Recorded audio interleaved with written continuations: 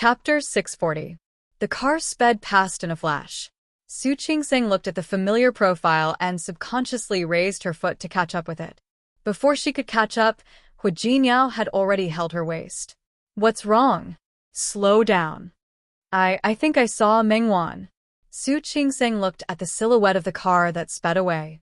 She had a feeling that the side profile of the face sitting in the car belonged to Shi Mengwan. But shouldn't Shi Mengwan be in Lin City at this time? Moreover, she seemed to have seen another figure in the car. It looked like the back of a man. Shi Mengwan would be with a man? Shi Mengwan? Hu Jinyao glanced in the direction of the car. "You must be mistaken. By the way, you still haven't told me where we are." "Qingcheng in the neighboring province." Su Qingsing nodded. She knew about Qingcheng. It was next to the province where Rong City was located. It took about 3.5 hours to drive from Rong City. Qingcheng had a deep cultural heritage, and later on, it developed very well. It could be considered a city that was both ancient and modern in the east. It was a 3-hour drive from Rong City, but it was still in the south and north of Lin City. Shi Mengwan was video chatting with her 2 days ago. How could she be here? Maybe I'm seeing things. Su Qingsing decided to call Shi Mengwan later. Her decision to come here was also temporary, so Shi Mengwan still didn't know. Everything about leaving Lin City with Hu Jinyao and coming to Rong City was great, except for the fact that she had to be far away from her family and friends. It made her feel a little lonely. At the same time, behind the extended Bentley that had just left, Shi Mengwan looked at John Hauser, who was on the phone. There wasn't much of a smile on her face. She turned her eyes away from him. The environment of this villa was especially good, and it was also close to the city. The name was even more pleasing to the ear. It was called Cherry Blossom Manor. The people who developed this place had planted a large patch of cherry blossoms according to the latitude and climate of this place. There were cherry blossoms on both sides of the road. When spring came, cherry blossoms would fall on both sides of the road. It was very beautiful. Unfortunately, Shi Mengwan came at the wrong time. It wasn't the season for cherry blossoms. She couldn't see the cherry blossoms, and even if she could, she wasn't in the mood to appreciate them. Jean House's voice was in her ear. She could guess who the person on the other end of the phone was. Chun Feifei, Jean House's fiancée. "I'm a little busy these few days. If there's anything, we'll talk about it when I get back." "Yes. Take care of your health. Don't think too much." Jean House's voice was clearer than other men's. At this time, he was speaking to the person on the other end of the phone in a very gentle voice. Shi Mengwan's expression wasn't very good. When Jean Hauser hung up the phone, she turned her gaze back. "If you're so afraid of her thinking too much, just bring her out directly. Why drag her along?" Shi Mengwan felt a little stuffy. The feeling of being unable to breathe was very uncomfortable. "Take me to the airport, I want to go back." Jean House's reaction was to hug her body, easily lifting her up and placing her on his lap. Shi Mengwan didn't have time to struggle. She just passively stuck to Jean House's body. The two of them had been entangled for nearly half a year. In his arms, she didn't have much spirit to resist. She was already used to his demands and his robbing behavior. But no matter how many habits she had, it couldn't overcome the fact that the man in front of her was someone else's fiancé. She didn't know what went wrong, and the situation in front of her made her very conflicted. She longed for everything about this man, his kiss, his embrace, his breath. But she resisted everything about him. He didn't admit that she was her dear brother. He even had a fiancé. Just like this time, she chased him away and told him that since he had a fiancé, he shouldn't come looking for her again. But what about him? He forcefully barged into her home and then invaded her residence. He even brought her to Qing City. However, the back of her waist was tightly held by him. Her body was brought into his arms. Very quickly, her lips were blocked by Jean Hauser, and she couldn't say a word. She frowned slightly. She couldn't be more familiar with the facial features of the person in front of her. Even if she closed her eyes, she could still picture the other party's appearance in her heart. But this man didn't belong to her. At least, her lips suddenly hurt. Her absent-mindedness made the man unhappy, and he bit her lips hard. When she came back to her senses, Jean Hauser was staring at her face. His slightly narrow eyes had a gloominess that she couldn't understand. Before she could react, his hand had already reached for the hem of her clothes. The dark glass in the middle of the car had already risen. The driver in front couldn't see what they were doing behind. Mengwan didn't want him to succeed in such a place, so she held his hand with both hands. Jean Hauser. She suddenly called his name very seriously. Jean Hauser stopped what he was doing and looked at her silently. Are you going to be like this forever? While coaxing his fiancée, he imprisoned her, grasped her weakness, and didn't let her leave. At this moment, her brows were filled with melancholy that couldn't be hidden. She was clearly such a beautiful person, but now, her face was filled with melancholy. Tell me, Jean Hauser, are you going to be like this forever? He wanted to be like this, but she didn't want to continue. She had persisted until now, but she still couldn't make up her mind to leave Jean Hauser's side. She was just hoping that one day, Jean Hauser would remember that she was the little sister that he swore to love for the rest of his life. She waited for him to remember that he was the dear brother that she had made up her mind to always rely on. They used to depend on each other, and they used to be inseparable. But she lost him, and when she found him, he forgot who he was. That pair of eyes was too sad. Jean Hauser didn't want to look at her anymore. He raised his hand to cover her eyes, lowered his head, and kissed her lips again. He couldn't see her eyes, but in the next moment, he felt the wetness in his palm.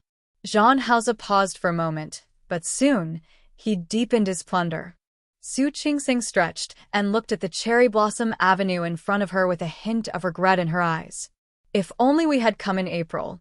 We would have been able to see the cherry blossoms on both sides, right? Yes. Hu Jingyao nodded and put his arm around her waist. If you like it, we'll come again next April. This villa was one of the best in the area, and there were 2 more villas inside. Those 2 villas took up the largest area. They were booked as soon as they came out, and this villa had the best location. Because not only could they see the cherry blossom avenue in front of them, but they could also see the largest inland lake in the city behind them. He had built a garden on the side of the lake. Sitting behind it, they could enjoy the lake breeze while enjoying the beautiful scenery. We'll talk about it later. Su Qingsang had slept for a long time in the car, so she wasn't sleepy at all. Let's go out for a walk. Okay. Another advantage of this place was that the environment was very good and the neighborhood was very large. Su Qingsang and Hu Jingyao held hands and walked along the lake. They saw another villa. That villa was bigger than the one they were living in now. Is that villa also in this neighborhood? Hu Jingyao nodded. Looking at the villa, he suddenly remembered something. If he remembered correctly, the person who bought this villa seemed to have the surname Jean. The Jean family was one of the old aristocratic families in Qing City. Thinking of the Jean family, he thought of the few times he had met Jean Hauser in Lin City. If he remembered correctly, the Jean family's various forces had been surging and hadn't stopped. Was this area developed by your company? Su Qingsang's words brought Hu Jingyao back to his senses. He smiled and held her hand as they walked down the stairs. Not only this cherry blossom manor, but the shopping mall outside and the neighborhood beside the shopping mall were all built by Tianyu Group. At first, they wanted to build a villa area here. After all, the scenery here was good, and the feng shui was good. After the villa area was built, they discovered that the nearby space was empty. At that time, the Qing City government was attracting investment, and Tianyu Group had the ability to do so, so they simply circled the land and became the current scale. Amazing! Hearing this, Hu Jingyao moved his face closer to Su Qingsang. Your husband is so amazing. Don't you want to give me some reward? With a bow sound, Su Qingsang leaned over and kissed his face. My husband is the best. Is that okay? So. The kiss wasn't sincere enough, but since he knew that Su Qingsang wasn't a very open person outside, he let her go. Looking at a rocking chair in a pavilion in front of them, he led Su Qingsang to sit down. The autumn wind was cool, and this season gave people a rather comfortable feeling. This area was built by Tianyu Group. What about Lin City? Su Qingsang had forgotten to ask about this. Why did you go to Lin City back then? Also, why were you in the hospital that day? Li Junxing received a transfer order to be the mayor of Lin City. He told me that this was an opportunity. However, our company had originally planned to open a branch in Lin City. There were a few projects that had already been set to start at that time. As for why I appeared in the hospital that day, when I went to inspect the construction site, a worker happened to have acute appendicitis. That day, Yang Wenchang drove my car for maintenance. I sent that person to the hospital myself. Unexpectedly, because he wasn't very familiar with the hospital, Hu Jinyao, who was about to leave after paying the fee, settling the worker down and calling his family members, went in the wrong direction. So that's how it is? Su Qingxing thought about it and found it a little unbelievable. In that case, I have to thank that worker in your company. If he hadn't suddenly had acute appendicitis, we wouldn't have had the chance to meet, right? Not bad. Hu Jinyao nodded. Su Qingxing smiled and leaned her face against his chest. It's so comfortable here. Yes. If you like it, we can come a few more times next time. Okay. Su Qingxing nodded. She really liked it here. Closing her eyes, she could smell the osmanthus flowers in the air. Are osmanthus flowers planted here? Yes. There are a few osmanthus trees in front. I'll take you to see them later. Okay. Su Qingxing found that Hu Jinyao's choice of place was very satisfactory. She was pregnant now and a little lazy. She didn't want to go to places that were too torturous or too tiring. Later, let's go eat Qing City's specialty dishes. I know a restaurant here that makes very authentic roast whole sheep. Okay. Su Qingxing's appetite had been good recently, and she wasn't too picky. In fact, many things weren't as exaggerated as they sounded. She couldn't eat this or that. She had to pay attention to the amount and the actual condition of her body. Not being picky was also a kind of prenatal education. Su Qingxing had never been to Qing City before. The place that Hu Jinyao mentioned was in a courtyard near the suburbs. The courtyard was a standard northern courtyard house. It was spacious and grand, with northern trees planted. It looked just like an ordinary courtyard house. Su Qingxing followed Hu Jinyao into the room in the middle of the courtyard. The inside was completely different from the outside. The decoration was very elegant. There weren't many tables in the hall, and the corridors on both sides could lead to private rooms. Judging from the number of rooms, there didn't seem to be many. How do you know about this place? This boss used to work with Tianyu. Later, because he always had to socialize outside, his body couldn't take it, so he didn't open a company and came to open this farmhouse. There's a limited number of guests every day. If there's more than that, he won't take any guests. As Hu Jinyao spoke, a slightly chubby middle-aged man walked out of one of the private rooms. When he saw the two of them, he quickly stepped forward and extended his hand to Hu Jinyao. President Hua, how rare. You actually have time to come here. I brought my wife here to eat roast whole sheep. Hu Jinyao smiled and shook hands with the other party. How is it? Is there a seat? President Hua, you're here. Even if there's no seat, I'll add it for you. The man smiled like a flower. This way, please. The sky room. Thank you. Hu Jinyao followed behind the boss, while Su Qingxing looked around. She rarely saw such a courtyard house in Lin City. It was still different from the courtyard houses in the imperial capital. After entering the sky room, Hu Jinyao asked the boss to serve the roast whole sheep. While waiting for the dishes to be served, Su Qingxing looked at the courtyard at the back. The roast whole sheep is roasted in the back. Yes. Directly roasted? Yes. Do you want to see it? Su Qingxing really wanted to see it. She nodded and Hu Jinyao led her out. After leaving the private room, a waiter served the dishes to a private room in front. The moment the waiter entered the door, Su Qingxing and Hu Jinyao happened to walk inside. She saw that the person who came out of the room was very familiar. It was Zhang Haoze. She was stunned for a moment. Zhang Haoze was very tall. He was about the same height as Hu Jinyao, so she couldn't see inside the private room. However, the moment Zhang Haoze came out and the door closed, she seemed to see a woman sitting inside. President Hua? Zhang Haoze greeted Hu Jinyao first when he saw him. Hu Jinyao nodded. He wasn't surprised that Zhang Haoze was here. Qingcheng was the Zhang family's Huiangxiu. It was normal for Zhang Haoze to be here. President Zhang is also here to eat roast whole sheep? Yes. Zhang Haoze nodded and looked at Su Qingsang. He nodded slightly. Hello, Mrs. Hua. Su Qingsang's expression was a little cold. Speaking of which, Zhang Haoze had helped her before. She should thank him. However, when she thought about how this man was Shi Mengwan's big brother and how he had forgotten about Shi Mengwan and was with another woman, she felt a little uncomfortable. President Zhang, is that Miss Chen inside? Su Qingsang remembered that the woman beside Zhang Haoze had the surname Chen. She was just asking casually. Before Zhang Haoze could say anything, Hu Jinyao cooperated with Su Qingsang and spoke. Speaking of which, our company has worked with the Chen family before. If it's Miss Chen, why don't we go together? No. Zhang Haoze's expression didn't look too good. President Hua, it's not convenient for me right now. If there's a chance next time, I'll visit you again. President Zhang, you're too polite.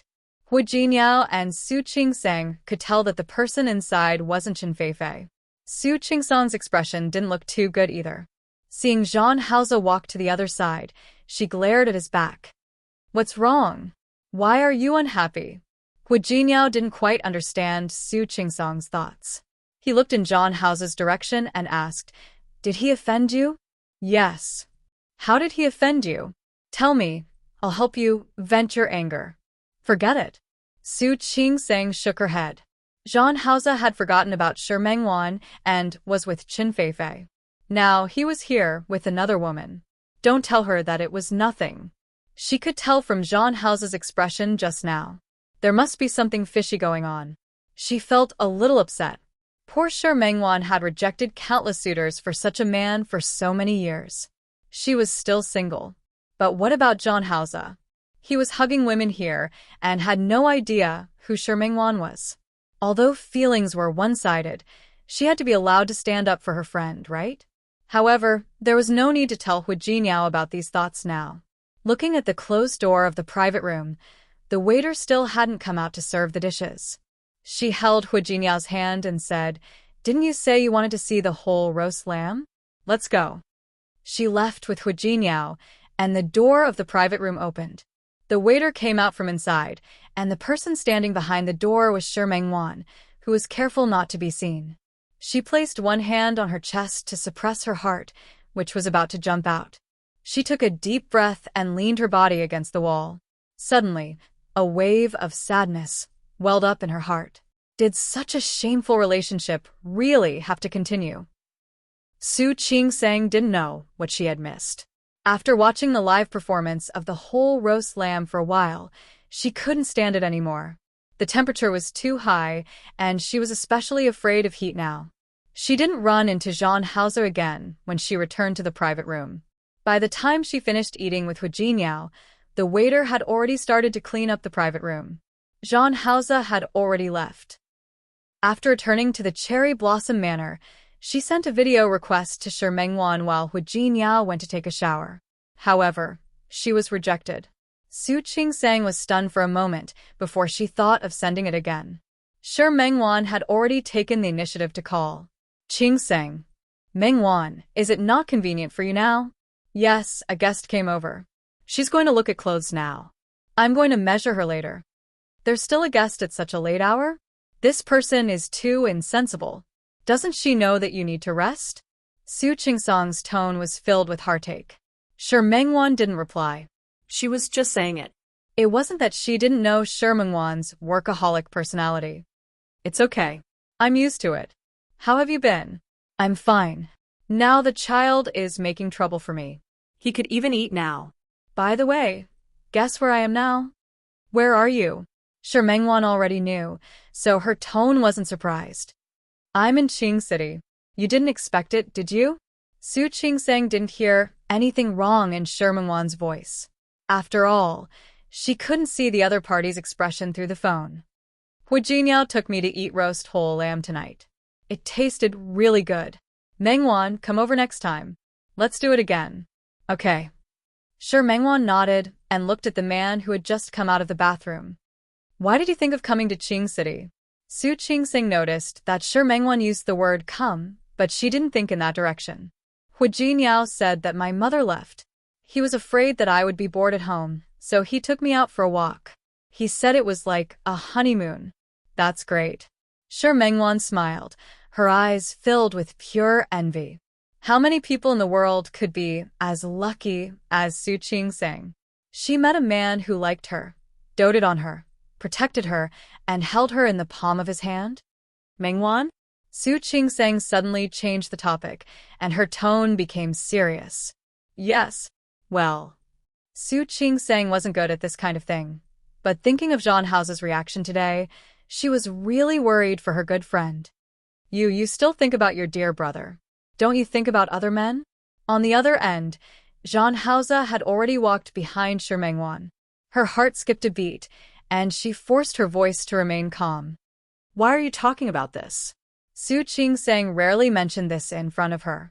This was a rare tacit understanding between the two sisters. I just think that you should try to let it go.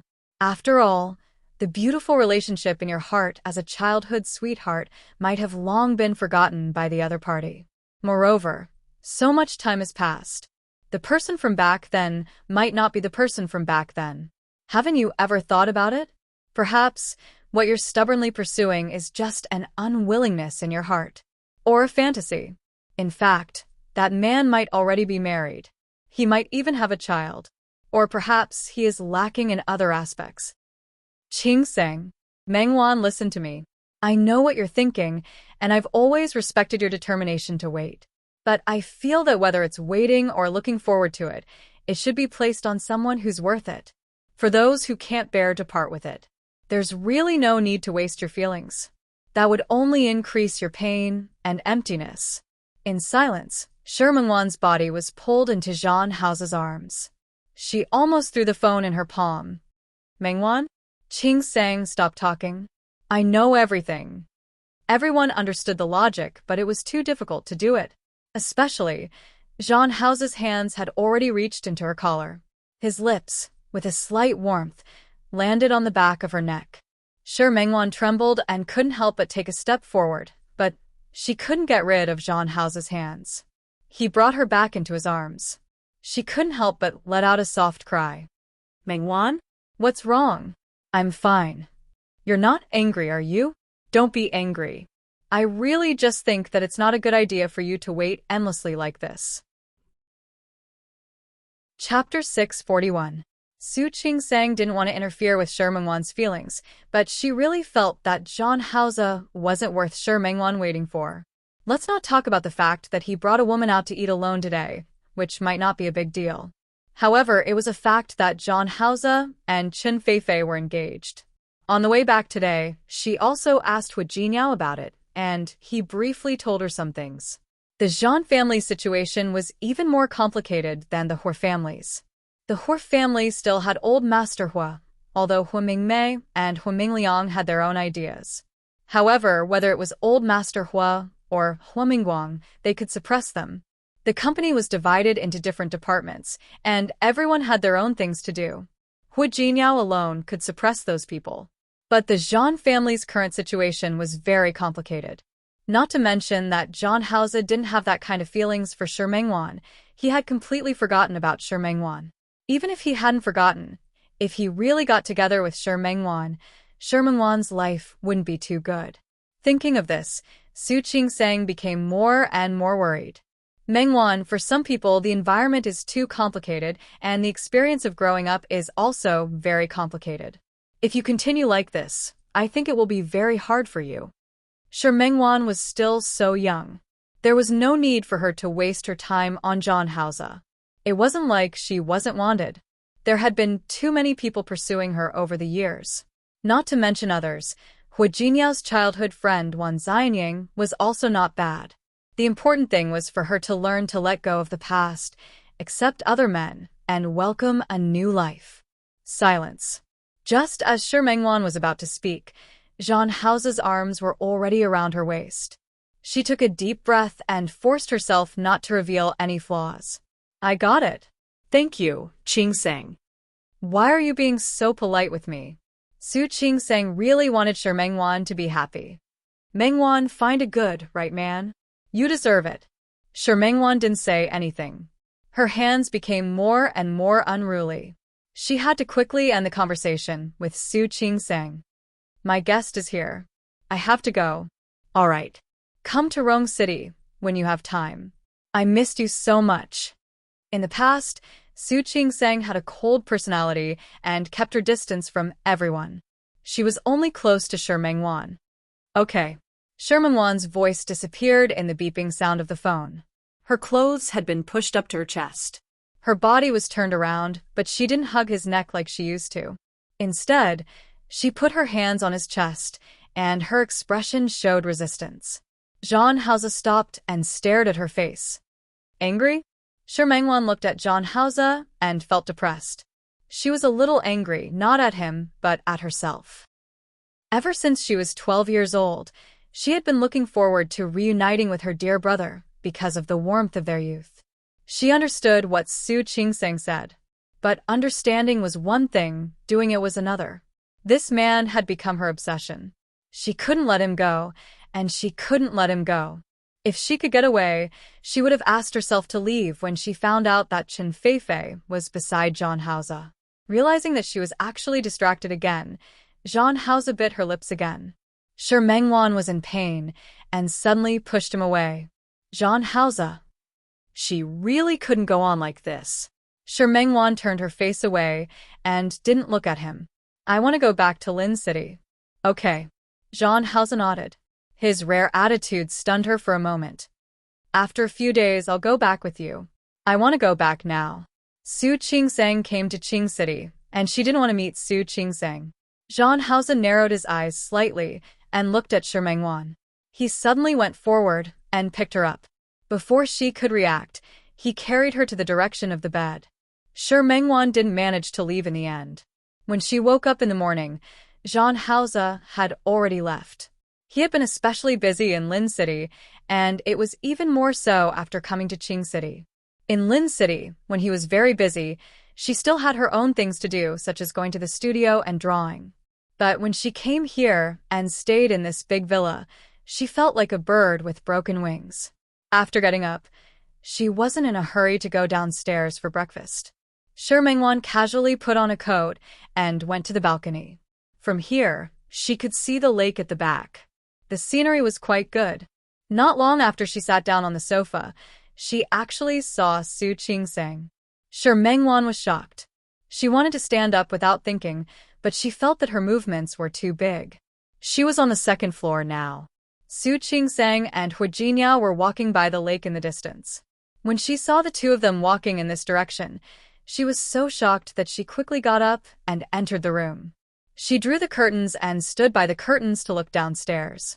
Su Qingsang had already shown signs of pregnancy, and her lower abdomen was slightly bulging.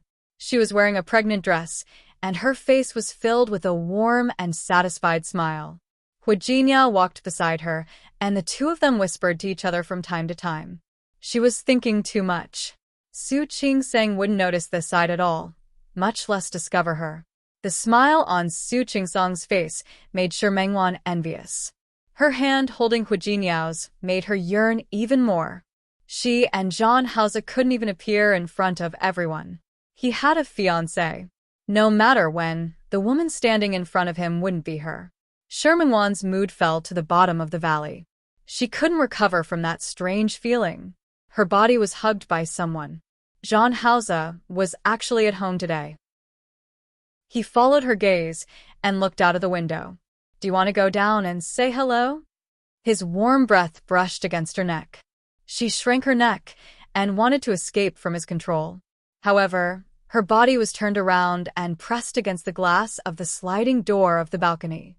Zhang Haoze. Don't you need to? No matter what, you're good friends and best friends. Shouldn't it be right to say hello? Zhang Haoze. She called his name softly, and her voice was pleading. Don't do this. She absolutely didn't want Su Qingsang to see this side of her. Don't what? He narrowed his eyes and asked her in a low voice. She was only wearing a coat outside, and he easily took it off. She was still wearing yesterday's nightdress, and the thin fabric was easily torn to pieces by him. She could hear his breathing beside her ears. Su Qingsang and Hu Jinyao were downstairs. She felt extremely ashamed. She bit her lip desperately, but she couldn't resist John House's domineering attitude. As her body was pushed away by him, a tear fell from the corner of her eye. For the first time, she seriously realized in her heart that the man in front of her was really not the big brother in her impression. Su Qingsang had no idea that in the villa not far in front of them, her good friend was also there. The weather in Qing City had been good these few days. The environment here was good. Walking in it made people feel relaxed and happy. Of course, the most important thing was that Hu Jinyao was by her side. She had been pregnant for 4 months. Her belly was a little bigger than that of an average pregnant woman who was 4 months pregnant. After all, they were twins, so they were always different. Walking to the osmanthus tree in front of her, Su Qingsang sat down on the rocking chair. The sun in this season didn't shine much, and it gave people a very comfortable feeling. Are you taking a walk in your own neighborhood when you go on a trip? Hu Jinyao looked at Su Qingsang's expression of enjoyment and couldn't help but laugh. She was really too easily satisfied, wasn't she? Can't I? The environment here is quite good. I think staying here is quite comfortable. I was going to take you to Luoshan Park in Qing City today. Why don't we go in the afternoon? I'll go later. Su Qingsang blinked. I just want to sit under this osmanthus tree for a while and enjoy the wind. Enjoy this peace. Okay. If you want to enjoy peace, I'll accompany you. Hu Jinyao nodded. He was going to accompany Su Qingsang, so of course she could do whatever she wanted. Su Qingsang smiled. The so-called trip didn't necessarily mean going somewhere and seeing the scenery there. It was also good to change places, slow down, and enjoy this kind of leisure time without doing anything. She raised her hand and was about to stretch, but when her hand was halfway raised, it suddenly froze. She blinked, as if she was a little frightened. What's wrong? Ever since Su Qingsang was pregnant, her every reaction made Hu Jinyao nervous. He looked at Su Qingsang nervously, afraid that she was uncomfortable again. He's moving. Huh. This time, it was Hu Jinyao's turn to be stunned. Who? Him. Su Qingsang was a doctor. Of course, she knew that the fetus would move after 4 months of pregnancy. But this was the first time she felt it, and that feeling was particularly magical. Su Qingsang looked at her abdomen, retracted her hand, and gently placed it on it. He moved again. Hu Jinyao looked at her and couldn't help but reach out and place his hand on it. He was extremely nervous and stared at his palm with a sacred expression. However, after waiting for a long time, there was no more movement. Why isn't he moving? I don't know. Su Qingsang smiled and deliberately teased him. Maybe it's because you didn't greet him? Was that so? Hu Jinyao frowned slightly. He cleared his throat, and his face suddenly looked a little nervous. Hi, hello. I'm Dad. His serious expression made Su Qingsang laugh. She didn't have time to laugh. The sudden movement in her abdomen stunned Hu Jinyao. He really moved. Silly. Su Qingsang smiled and placed her hand on Hu Jinyao's palm. Feeling the fetal movement in her abdomen from time to time, her expression softened. When the fetal movement stopped, Hu Jinyao retracted his hand and held Su Qingsang's hand instead. Qingsang? Yes. Although Grandpa has to think of the children's names, I thought of 2 nicknames for the 2 children. What? It's called Xiang Xiang and Nian Nian. Whether it's a boy or a girl, these 2 nicknames will be called. Su Qingsang looked at his expression and nodded gently. Okay, very good names. Thank you. She understood what he meant. Hu Jinyao was grateful and leaned over to kiss her abdomen. Su Qingsang's heart softened. Looking at Hu Jinyao's head, she couldn't help but hug him into her arms. I think they will know. Hu Jinkai, Hu Wushuang. His brother and sister would know that he missed them so much, and they would understand his immature behavior and the choice he had to make at such a young age. Hu Jinyao didn't say anything. He just hugged Su Qingsang's waist tightly and enjoyed the rare silence. Mount Luo Park in Qing City was built according to Mount Luo, but Mount Luo wasn't a mountain. In ancient times, there was a person named Mount Luo. He was talented, but he once failed the exam 10 times in a row. Later, Mount Luo simply stopped taking the exam. Every day, he only invited a group of scholars to talk about poetry near his residence. He was hospitable and attracted many scholars. With more people, the place became smaller. At that time, there was a minister who liked the literary talent of Mount Luo. He had purposely built this garden. Later, after Qing City began to develop, this place became a scenic spot. It was renamed Mount Luo Park. This was a northern garden with great research value, so almost everyone who came to Qing City would come to Mount Luo Park to play. Su Qingsang had seen many gardens in Jiangnan, but she had rarely seen a garden with such a northern style. This was the first time Su Qingsang and Hu Jinyao entered Mount Luo Park together. Because it wasn't a weekend, there weren't many people here. There was a maple forest in Mount Luo. The maple leaves would only turn red in about half a month. At that time, there would be a lot of tourists. Su Qingsang and Hu Jinyao walked hand in hand on the bluestone path. The environment here is really good. Of course it's good. Hu Jinyao introduced it to Su Qingsang in a low voice. Qing City has many very famous scenic spots. This was once a large trade transit city in the north, so there were many merchants coming and going. There are also a few antique ancient cities here. Although they have been developed in the past few years, they are not very famous. We can slowly walk through them in a few days. Okay. If you can't take it, just tell me. We'll stop and rest. Su Qingsang was pregnant, so she couldn't be too tired. If she had the energy, she would play a little longer. If she didn't, she would go home and rest. Don't worry. You really don't have to worry about me. I'm not a porcelain doll. How can I be so fragile? Even if you're a strong woman, in my heart, you're just my wife. He squeezed her hand slightly. A wife who needs my protection. Su Qingsang smiled and leaned over to kiss him on the cheek. Mount Luo Park was very big. Su Qingsang finally wasn't like usual.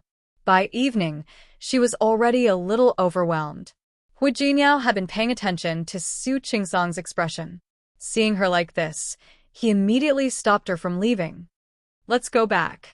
If you want to come, we'll come again tomorrow. It was rare for Su Qingsang not to be willful. She nodded and left with Hu Jinyao. She originally wanted to go home directly, but after getting into the car, Su Qingsang suddenly wanted to eat hot pot. I don't come here often, but I know there's a hot pot restaurant in the ancient city that's been open for a long time. The taste is good. Let's go there to eat. Ancient city? Is that the one you mentioned just now? Yes, there's a night market inside. After dinner, if you've recovered your energy, you can go shopping. Then I'm going. Su Qingsang liked these old places. She was in high spirits and felt that the fatigue in her body had lessened a lot. Hu Jinyao smiled. The driver drove the car in the direction of the ancient city. Mount Luo Park wasn't too far from the ancient city. They arrived in half an hour. They booked a private room.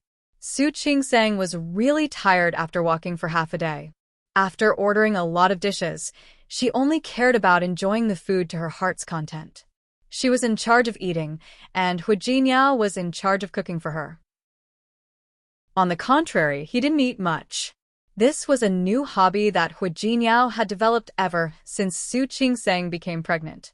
He especially liked to feed Su Qingsang and hoped that she could eat more. I'm so full. Su Qingsang was full. She looked at the remaining half of the ingredients and looked at Hu Jinyao. It's a little wasteful. It's not a waste. There's still me. Hu Jinyao didn't mind at all. He put the remaining ingredients into the pot and finished them. Su Qingsang supported her chin with one hand and watched him eat with a faint smile in her eyes. Don't we look like an old married couple? No. Hu Jinyao gave a negative answer, without thinking. We're not old at all now. So if you want to be an old married couple, wait until you're a little older. Su Qingsang loved to hear his sweet words. The smile on her face became even brighter. After leaving the hot pot restaurant, they turned to the side and arrived at the ancient city. It was even more lively at night than during the day. Su Qingsang and Hu Jinyao entered the ancient city. The small shops on both sides were very unique. However, such places seemed to be the same in ancient cities all over the country. Su Qingsang would stop to take a look when she encountered something interesting. If she didn't encounter it, she wouldn't look. There was a shop in front. The owner sold her own cloth and clothes. She set up a loom in the shop. It was the kind of old floral cloth and old-fashioned cotton cloth. Su Qingsang was very interested in this. Not only was there old floral cloth, but there were also ethnic clothes made of such cloth. There were also other fabrics, all of which had local ethnic characteristics. Su Qingsang liked the ethnic clothes that the other party had placed at the door very much. She was even more interested when she saw the loom in the shop. She entered the door with Hu Jinyao. A middle-aged woman was sitting in front of the loom, weaving. There were also a few shop assistants. When they saw someone enter, they stood up and greeted them. The moment Su Qingsang looked up, she realized that Zhang Haoze was also here. She was a little surprised. Qing City was a big city with a population of more than 10 million. It wasn't easy for her to bump into him 2 days in a row. President Hua. When Zhang Haoze saw Hu Jinyao, surprise flashed across his eyes. His subordinates had clearly told him that Hu Jinyao and his wife had gone to Luoshan Park today. Why were they here? President Zhang, what a coincidence. Hu Jinyao felt the same as Su Qingsang. He felt that it was too much of a coincidence. How could they bump into each other everywhere they went? He looked at Zhang Haoze's side. There didn't seem to be anyone else. President Zhang is alone? No. Seeing that the two of them knew each other, the shop assistant who had just come up to greet the two of them immediately became interested. This gentleman is here with his girlfriend. His girlfriend is very beautiful. She just picked out a set of clothes to try on. This beauty has such a good figure. Why don't you pick 2 sets to try on? Su Qingsang noticed that when the shop assistant said the word girlfriend, Zhang Haoze's expression was calm, as if he didn't feel uncomfortable at all. She had just persuaded Shi Mengwan yesterday, and today, she met Zhang Haoze again. Moreover, she met him shopping with a woman. The scenery of the ancient city was indeed good, but she didn't think that based on her impression of Qin Feifei from the 2 times she met her last time, she would come here to shop. If it weren't for the fact that she didn't want to be nosy, she really wanted to see who Zhang Haoze's girlfriend was. What kind of stunning woman could make Zhang Haoze leave a rich young lady like Qin Feifei behind and come to accompany another woman? Beauty, what do you think of this set? The shop assistant brought over 2 sets of ethnic clothes, her face full of encouragement. These are all designed and made by our shop ourselves. We're the only shop in the entire Qing City. We've all applied for copyrights. Beauty, you're so beautiful. Why don't you try it on? Okay. Su Qingsang didn't refuse. Although she was pregnant now, this set of clothes was loose, so she should be able to wear it. Most importantly, she had a good friend who was a fashion designer. These ethnic clothes with characteristics and personality were all Shi Mengwan's favorite. She could buy a few sets and send them back to Lin City for Shi Mengwan. Su Qingsang took the clothes and was about to walk towards the fitting room, but the shop assistant signaled her to wait. At this time, another shop assistant had already walked to the door of the fitting room. The 2 beauties inside, have you tried on the clothes? I just came in. I'm not done yet. There was a response from one of the rooms, but the other was silent. The shop assistant couldn't help but glance at Zhang Haoze.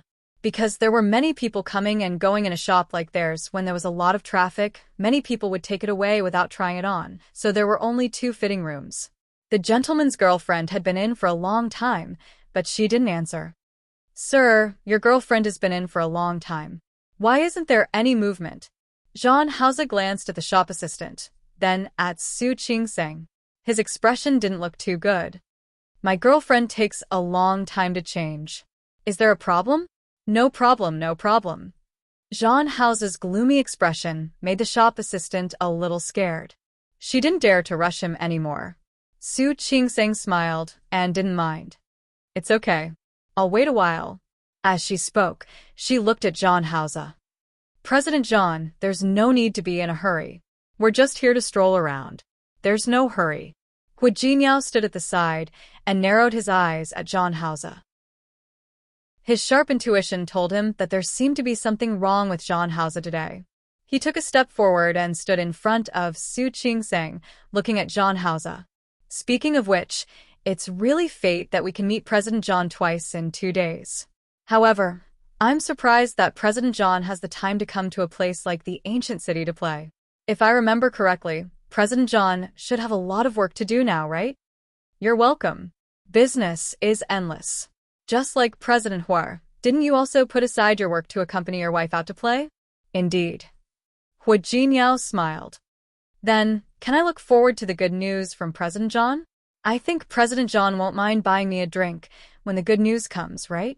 Of course. John Hauser's expression didn't change, and his face was full of calmness. The shop assistant looked at the two of them and couldn't help but ask Su Qingseng if she still wanted to try on the clothes. Chapter 642. Hu Jingyao and Su Qingseng both looked at John Hauser. John Hauser's expression was rather calm. My girlfriend isn't feeling well today. I'll go and take a look. Excuse me. Go ahead. Hu Jingyao looked at John Hauser meaningfully. The shop assistant didn't stop him. John Hauser glanced at Su Qingseng and entered the fitting room. Su Qingseng felt that John Hauser's reaction was a little strange today, but she didn't know him well, so she didn't know if he had always been like this, or if he was acting like this when he saw them. At the same time, a customer from another room came out. Su Qingseng picked up the clothes, glanced at Hu Jingyao, smiled at him, and went in to try on the clothes. Hu Jingyao gave her a doting look. He signaled her to hurry and change. He was also looking forward to seeing her in such a national costume. In another fitting room that was separated by a wall, Shi Mengwan had already put on the national costume. But she leaned against the wall and didn't have the courage to walk out. She never thought that because she was in a bad mood, she would be dragged out to the night market in the ancient city by John Hauser and meet Su Qingseng. It was such a coincidence that they entered the same store. Yes, she was a fashion designer, and Su Qingseng was her best friend. The two of them were very similar in some aspects. For example, what they liked to eat and where they liked to go, including their favorite style of clothing. She was a fashion designer, and this kind of store could give her the most inspiration. Similarly, if Su Qingseng, who was in Qing City, passed by such a shop, she would definitely come in and take a look. She didn't hear Su Qingseng's voice until she finished changing. She had planned to go out, so she had to stay in the fitting room. When she heard that John Hauser wanted to come and take a look, her heart was in her throat. But when John Hauser knocked on the door, she had to open the door and let him in. Her body was almost completely hidden behind the door, and the narrow door couldn't hide her at all. She looked at the wall. Even though she knew that Su Qingseng was in the fitting room next door, she was afraid that Hu Jingyao would see her. When John Hauser entered the door, he found that Shi Mengwan's face was very pale. She didn't even dare to make a sound. After all, the soundproofing here was very bad. Next to him was Su Qingseng. She looked at John Hauser with panic, eagerness, and embarrassment in her eyes. Even if the neighbor was her best friend, she didn't have the courage to let Su Qingseng know that she had become a mistress that she despised, but was ultimately a fact. John Hauser took a step forward and said softly, "Are you okay?" How could Shi Mengwan make a sound? She bit her lip and glared at John Hauser. The man in front of her had caused her to fall into such a situation. The resentment in her eyes was so obvious. John Hauser curled his lips, and his gaze swept over Shi Mengwan. She had chosen a set of Uyghur clothing. The bright red color contrasted with her snow-white skin. Her appearance was very beautiful, but it wasn't the kind of beauty that could overwhelm others. She really did look like a Uyghur girl with this set of clothes. John Hauser narrowed his eyes slightly and took a step forward. Shi Mengwan instinctively took a step back. Behind her was the wall, so she had nowhere to retreat. John Hauser moved closer to her, tilted his head, and kissed her lips. Shi Mengwan's eyes widened. She couldn't believe that he actually dared to do such a thing to her in the fitting room. She reached out to push him, but he bit her lips. His lips moved to the right, turned to her ear, and bit her earlobe. Afraid of being heard? He spoke in a whisper so soft that only they could hear him. However, Shi Mengwan always had a sense of fear that someone would find out. She admitted defeat and looked at John Hauser, hoping that he would stop. What do you think would happen if I took you right here? His hot breath made her neck hot, but his words made her heart cold. She didn't even dare to make a sound. She could only stare at him with her eyes wide open, as if he had gone crazy. John Hauser didn't look at her terrified expression. His big hand gently moved down the lines of her back and finally landed on her waist. You look very beautiful in this outfit. He wasn't stingy with his own problems, but Shi Mengwan wasn't happy at all. She raised her hand to push John Hauser. Her hands were restrained by him, and they were restrained behind her. Are you afraid? Shi Mengwan was about to cry. This man was a robber. That's enough. She didn't dare to make a sound. She could only speak silently, her eyes full of accusation. John Hauser saw the anxiety in her eyes. His hand moved down again and gently pressed on her waist, bringing her body into his arms. If you don't want me to want you here, then beg me. Shameless. Shi Mengwan refused, but in the next second, John Hauser actually reached out to the hem of her clothes. I beg you. Shi Mengwan sucked in a breath of cold air. She was really afraid of him, afraid that he was serious. She hadn't forgotten the sensational dressing incident last year. She definitely didn't want to become the female lead of such an incident. Your begging really doesn't have any sincerity. John Hauser changed sides and kissed her neck. Like a vampire, he bit her neck lightly. After letting go, he bit her heavily again. A slight pain came from her neck. She didn't even dare to scream. She could only push him hard. He wasn't moved, and she stubbornly resisted. In the end, he retreated and stroked the red mark with his fingertips. His gaze was deep. He whispered against her forehead. If you listen to me tonight, I'll let you go. How about that? Shi Mengwan pursed her lips into a straight line. What could she say at this time? What could she do? She couldn't resist. This man was a lunatic. She was really afraid that she would have a dressing incident. She could only nod. The moment she nodded lightly, she felt her eyes sting and swollen. A bitter feeling filled her heart. He didn't respect her at all. What did he take her for? Why could he treat her with such a bad attitude on such an occasion and in such a place? John Hauser looked at her red eyes and suddenly leaned over. He pressed her body against the wall and kissed her lips crazily. Shi Mengwan wanted to scream, but she couldn't. She didn't dare to. She looked at John Hauser. He was clearly her dear brother, so why could he treat her like this? She still remembered that her dear brother thought about her everything and protected her at all times. Why exactly did things turn out like this? She reached out her hand to push him. She was very afraid. She was afraid that he would really give her a dressing incident. She would definitely go crazy. However, she couldn't defeat him at all. He kissed her lips almost ferociously. Her lips were red and swollen from being ravaged. She couldn't escape. She couldn't help but tear up from the corner of her eyes. John Hauser's plundering action stopped for a moment. He looked at her watery eyes, and her wronged expression made his heart tremble. His lips moved up and kissed away her tear. This kiss was much gentler than before. The kiss landed on her lips again. It was extremely lingering, tossing and turning. Shi Mengwan couldn't sink into it. She only felt nervous and afraid. John Hauser probably felt bored. He finally retreated and let her go. Shi Mengwan's legs went limp, and she was about to fall to the ground. He easily hugged her and fixed her body. Please. Shi Mengwan believed that he could understand her silent plea. She didn't want to do this, but the situation was stronger than her. Ever since she got entangled with John Hauser again, she discovered that he was domineering in his bones, as well as a ruthless and sinister side. John Hauser took a deep look at her, then raised his hand and carried her in his arms. Jean. Shi Mengwan only said one word before she stopped. She was extremely afraid. What exactly did he want to do? She lowered her voice. In order not to let others hear her, she had no choice but to move her lips close to his ear. She used a suppressed voice that she didn't dare to make a sound at all. Jean Hausa, what are you trying to do? If he dared to carry her out like this, she would definitely fight him to the death. She definitely would. What are you nervous about? Jean Hausa stared at her pale face and swept his gaze across her long dress.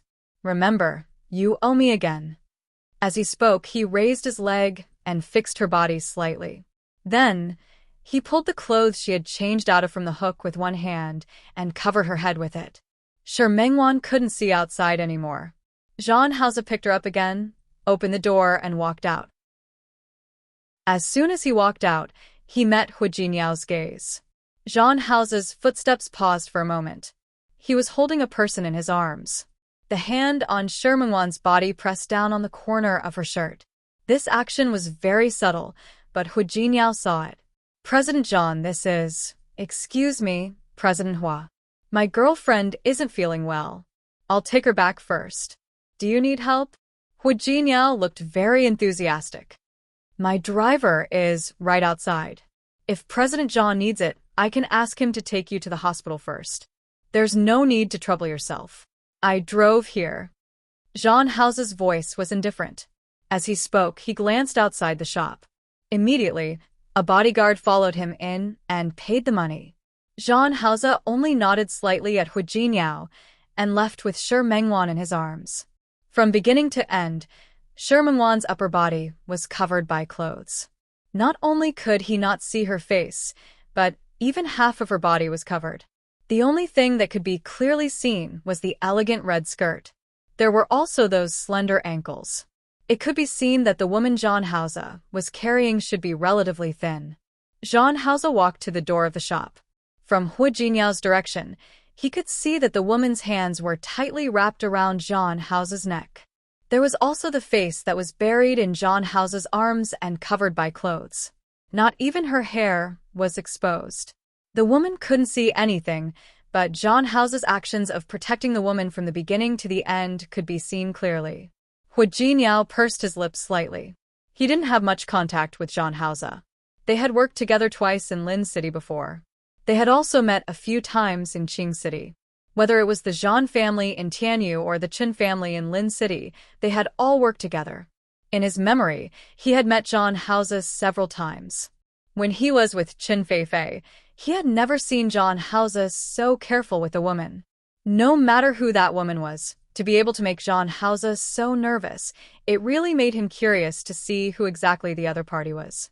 Jean Hausa had already stepped out of the shop when Su Qingseng changed her clothes and came out. Coincidentally, the clothes she chose were the same type as what Shi Mengwan was wearing just now. However, Shi Mengwan was wearing red, while Su Qingseng was wearing yellow. As soon as she came out, she glanced at the door. From the corner of her eye, she only had time to see the red skirt disappear outside the door. He left. She had heard it from inside just now. When she saw Hu Jinyao's affirmative expression, she was a little gossipy. That woman left too? She was really sorry. She seemed to have heard some movement next door just now. She had no choice. This shop wasn't big to begin with, and the soundproofing couldn't be very good. At the thought of Jean Hausa doing something embarrassing with that woman next door, her mood was a little complicated. Yes. How does she look? Is she prettier than Qin Feifei? She really didn't mean to be so gossipy. She purely wanted to find out and tell Shi Mengwan about the situation so that she would give up earlier. I didn't see her. Hu Jinyao didn't care about Jean Hausa. He also didn't care about what kind of woman Jean Hausa had. He looked at Su Qingseng with eyes full of admiration. Su Qingseng also realized that she was too gossipy. She shrugged and turned the page about Jean Hausa. Anyway, he already had other women, and more than one. She believed that he and Shi Mengwan should be no different. She was shopping with Hu Jinyao today. She didn't want to be in a bad mood because of others. Do I look good? Su Qingseng turned in a circle in front of Hu Jinyao. The hem of her skirt fluttered in the wind. She didn't look like a woman who was 4 months pregnant at all. Yes. Hu Jinyao nodded. Su Qingseng looked at herself in the mirror and also felt that she looked quite good. I suddenly realized that I can wear this to take a set of photos next time. What do you think? Okay. Hu Jinyao unconditionally supported any decisions Su Qingsang made. How about I help you collect all the clothes from 56 ethnic groups? Do you want to wear every set? Su Qingsang was amused by his words. Mr. Hua, do you want to spoil me? Yes. Hu Jinyao openly admitted. I just want to spoil you. This way, you will never be able to escape from my hands. Enough. He wasn't afraid of being laughed at for saying such mushy words in this crowded shop. Knowing that she was shy, Hu Jinyao didn't say anything else. Su Qingsang changed out of the clothes, thought for a moment, and bought a total of 3 sets. Actually, what about this set of clothes? It's just for posing and taking a photo. It's too exaggerated to wear it out like this. Su Qingsang watched the shop assistant wrap up the clothes and say this when she brought them over. Then why did you buy so many? Yes, I bought them and sent them to Mengwan. She must like them. That was what Su Qingsang thought when she first saw it. As long as you're happy. Let's go. After buying the clothes, Hu Jinyao and Su Qingsang left the shop. Someone naturally carried the things to the car behind them. Su Qingsang and Hu Jinyao continued shopping. It was a little cold at night. Su Qingsang rubbed her arms. Let's go back. Hu Jinyao looked at the time. Anyway, we'll be here for the next few days. You can come whenever you want. Okay. Su Qingsang yawned. She was really a little tired. Usually, her physical strength wouldn't be so poor, but after all, she was pregnant. When she got home, Su Qingsang received a call from Li Qianxue. She knew that she was playing outside. Although she wouldn't say that she was messing around, she was still a little worried. Su Qingsang repeatedly explained that her current schedule was very easy, much easier than working in the hospital. Hearing this, Li Qianxue became nervous again. Is working in the hospital very tiring? Why don't you rest? You can go to work anytime, anyway. Mom, stop fooling around. Su Qingsang couldn't help but laugh and say, Mom, when you were pregnant, you continued to work as usual, right? You didn't say that you would stop working as soon as you were pregnant and do nothing, did you? Of course. Not only did I continue to work, but I also tried my best. I had to do my best. Her voice was very calm, but Su Qingsang immediately understood the meaning behind it. At that time, Li Qianxue was probably trying her best to prove herself to Su Qinghui, right? Mom. You and Mr. Wei, I have nothing to do with him. Don't worry about me. Take good care of the fetus and give birth to the child safely. Li Qianxue had no intention of getting married again, nor did she have any intention of provoking any man, especially a man like Wei Ting, who was so much younger than her and didn't look reliable at all. Got it, Mom.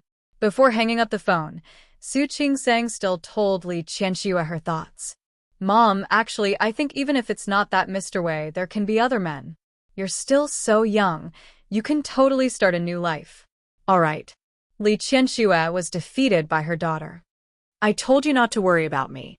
Why are you still talking about it? Just take good care of yourself and give birth to the child. That's the most important thing now. After hanging up the phone, Su Qingsang sent a video request to Shi Mengwan. In the end, the other party didn't accept.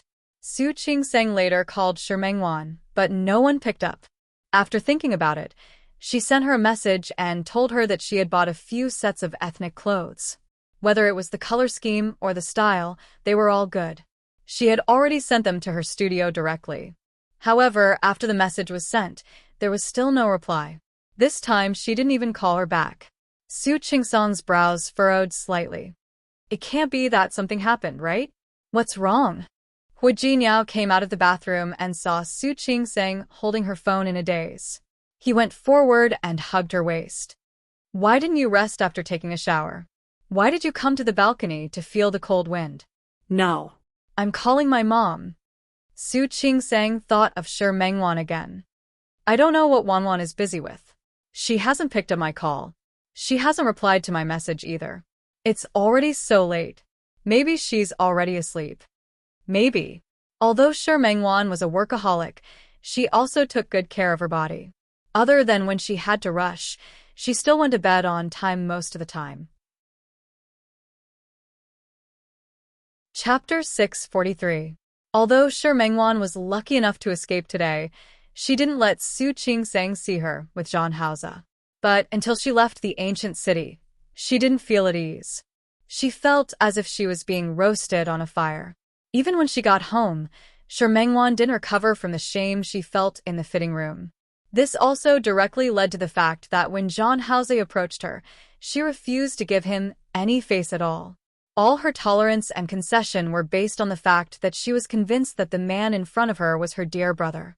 But if this dear brother was no longer the young man who protected her wholeheartedly and was no longer the dear brother in her heart, should she continue to persevere? Today's situation could be said to be an accident, but as long as she didn't break up with Zhang Haoze, it wouldn't change the fact that she was Zhang Haoze's secret lover. Especially when he had a fiancé by his side. She suddenly felt a pain on her shoulder. She realized that Zhang Haoze was biting her again. She didn't reach out. Her hands were tied by Zhang Haoze. Zhang Haoze. Ever since this guy came back, he said that she promised him that she would listen to him tonight. She was already very cooperative. Not only did she impulsively peel herself off like a newborn baby, she even took the initiative to wash herself clean and lie on the bed. She hated that he had tied her hands up for the sake of the so-called fun. She was like a fish on a chopping board, unable to move at all. Zhang Haoze looked at her angry face. When she was angry, she looked even more beautiful than usual. He couldn't help but think of the first time she was under him. She was clearly afraid and hesitant, but she was like a sacrifice. Her eyes were bright and beautiful. Her eyes were beautiful. Beautiful but not seductive, delicate but not seductive. However, it was precisely such a woman who gave people a very sexy feeling. Focus. He kissed the faint bite mark. Otherwise, I won't bite here next time. Pervert. Shi Mengwan couldn't help but speak. Zhang Haoze leaned over and bit the bite mark again, deepening the mark. Shi Mengwan was in pain and couldn't even scream. Her phone rang at this moment. She turned her face and saw Su Qingsang's smiling face on the flickering screen. At this moment, Zhang Haoze reached out and picked up her phone. Zhang Haoze, put it down. Zhang Haoze looked at the video call request and shook his phone. Do you need me to connect it for you? Zhang Haoze. What did she look like now? How could he dare to let Su Qingsang see it? Zhang Haoze looked at her panicked face and raised the phone to the side. Staring at the resistance in Shi Mengwan's eyes, he leaned down again. Since you're afraid of letting others know, then do something to satisfy me. As he spoke, he untied her hands. When Shi Mengwan's hand regained its freedom, the first thing she did was to grab her phone. Unfortunately, before she could touch the phone, Zhang Haoze had already grabbed her hand. The phone screen darkened. Shi Mengwan bit her lip. Give me back my phone. He didn't give it to her. Instead, he tossed the phone to the side and pressed the mute button. He covered Shi Mengwan's body again. You said that you would listen to me tonight. This was something she had agreed to in the fitting room. Shi Mengwan didn't lose her memory, so of course she knew what he was talking about. Her lips were pursed into a straight line. She didn't move, and Zhang Haoze wasn't in a hurry. He just propped his hands on both sides of her body and stared at her. In the end, Shi Mengwan was defeated. She gritted her teeth, raised her hand, and put it around his shoulder. For Su Qingsang, the next few days in Qing City were very relaxing. Hu Jinyao had arranged everything. She only needed to bring him along to enjoy a comfortable trip. The two of them didn't stay in Qing City for long. A week. The two of them visited all the famous scenic spots in Qing City. After returning to Lin City, Su Qingsang went back to work after resting for a day. As usual, she brought a bunch of Qing City's specialties into the hospital. She was pregnant and married into a family like the Hu family. Even if she didn't work, no one would say anything. However, Su Qingsang still insisted on outpatient services every day and participated in surgeries, just like before she was pregnant. She was highly praised in the hospital for this. In fact, in a big environment like China, almost all doctors in first-tier cities didn't leave the front line for minor injuries. However, because Su Qing-sang was Hu Jinyao's wife, people felt that it wasn't easy for her to do this. As Su Qing-sang's belly grew bigger, it became more and more stable. The morning sickness was gone. There was still some nausea, but at least her appetite was good. During this period, Lu Tongjia often brought Auntie Zhou over to make soup for Su Qing-sang or invited her back to the old mansion for dinner. Li Qianxue also flew to Rong City twice to see her. Every time she came, she brought big and small bags. As Su Qing-sang's belly grew bigger and bigger, the things they bought began to be used for the baby. The 2 baby rooms that were specially cleaned up were already filled with things sent by the elders. Hu Jinyao almost didn't go out to socialize anymore. When he was free, he would go home. When he was free, he would accompany Su Qing-sang for a walk and talk to the child in her stomach. Ever since Su Qing-sang's last fetal movement, he especially liked to talk to the child in her stomach. Every time, he would introduce himself very solemnly, saying that he was the father, so that the children would remember his voice. Su Qing-sang didn't know whether to laugh or cry, but she also felt very touched. More than 3 months had passed, and Su Qing-sang had already been pregnant for 8 months. Because she had a month off this year, the new year was a little later than usual. When Su Qing-sang was 8 months pregnant, her belly was already very big. Not to mention Hu Jinyao, even Sun Huia told her not to go to work anymore. She had stopped doing surgeries a long time ago. Her belly was too big, and there was no way for her to stand on the stage. She still accepted outpatient services, but as the month got older, Su Qing-sang's belly became bigger than the average pregnant woman.